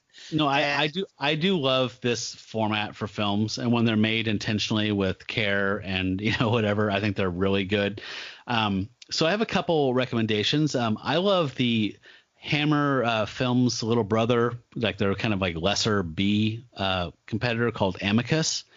They made a ton of horror anthology stuff with a lot of Hammer stars. So they have Vincent Price, Peter Cushing, Christopher Lee, whatever in them. So they're almost indistinguishable, excuse me. But you can see for free on Tubi TV, Dr. Terror's House of Horrors. And they actually had the rights to the EC ones. So they made Tales from the Crypt and what is it? From the Vault. What's the Vault one? Vault of Horror. They made both of those. So you can see those both for free on Tubi, and they're really good. So check those out if you want more anthology horror, and these are actually British and well made. Cool. So you guys, I appreciate you stepping up here and keeping me company. I've missed people that I'm not married to, or I didn't procreate. So, but wait, and so for your fans also, in other words, if you like horror, I'd like to recommend Twitter.com and just Twitter is a horror show. Just scroll and read the news and what people are saying, because it's pretty good. It'll give you the jump scares. And oh no, like that. It's pretty good. It's pretty good for that. You'll be screaming into your pillow for an hour before you finally cry yourself to sleep. Yeah. You can do that. This is the first of this little revival here during the coronavirus outbreak. So there's probably going to be one a week, I think, until shelter in place ends, I guess. I don't know. I can tell you what some of the upcoming features are, though. Kyle and Adam Berg are some of my action movie buddies from the 80s, and they're coming back to watch Rambo, not Rambo, legally very important, Rambo the Intruder, which is the Indonesian Rambo, which features Pete O'Brien, who was in The Stabilizer, which was an 80s action movie from Indonesia that we loved. We did in episode 8, I think, way back. Same actor. We're totally stoked to talk about that one. That's coming up soon. Andrew Shaw, our buddy from Australia, is going to be joining me with as yet determined other guest to talk about me. Fred Owen Ray's Goldfinger one? To talk about Fred Owen Ray's movie Scalps, which is a movie that I've wanted to talk on the show about for a long time. You haven't done that? No, we have not done Scalps. Wow, and for some reason I thought you had. Yeah, I know. It's been on the queue forever. We're also going to do a little blaxploitation and kung fu in one fell swipe. We're doing Jim Kelly in Death Dimension, featuring George Lazenby and Myron Bruce Lee. I don't know who Myron Bruce Lee is, but he's in it. Joe, are you volunteering? Myron. Yes. It also has, it's so much James Bond. If you don't have me, I'm going to fucking be mad. You want to be in Death Dimension? He's going to put a bomb on here. Yes. I'm writing it down now. Okay, so you'll be on that. It has fucking Oddjob in it. Yeah, and he has a Harold Oddjob Cicada. He's on the poster. So that will be coming up with Joe. I'm also thrilled to announce that I will be participating. I didn't do it last year because I was too busy, but I'm participating in the Vincent Price Blogathon. If you know me, you know I'm a fucking Vincent Price nut. I love the guy.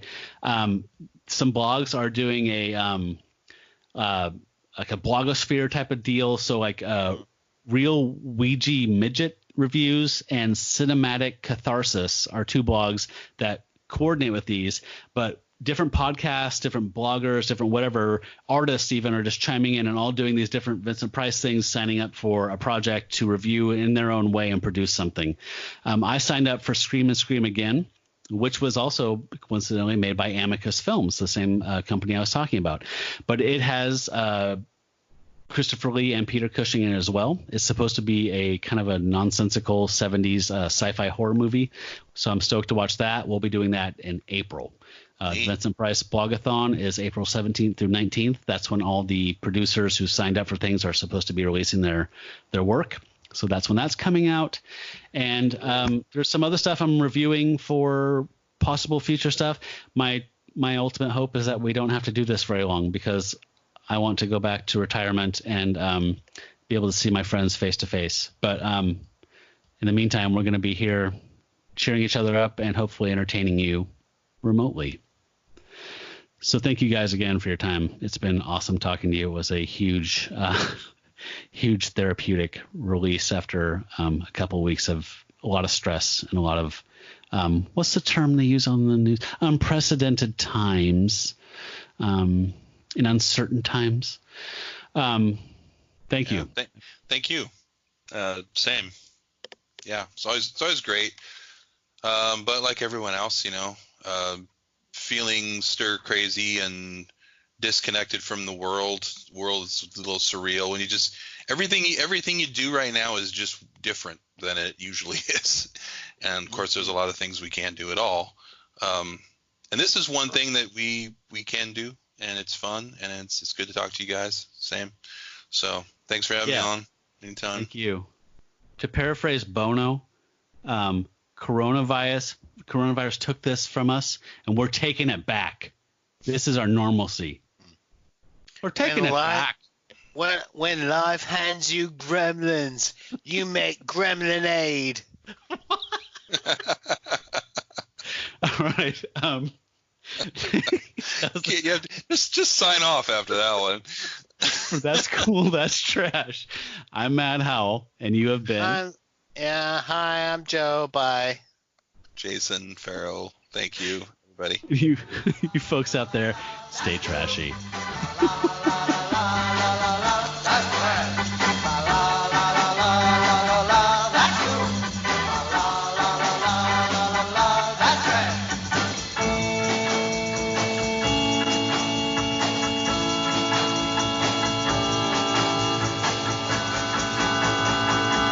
That's trash.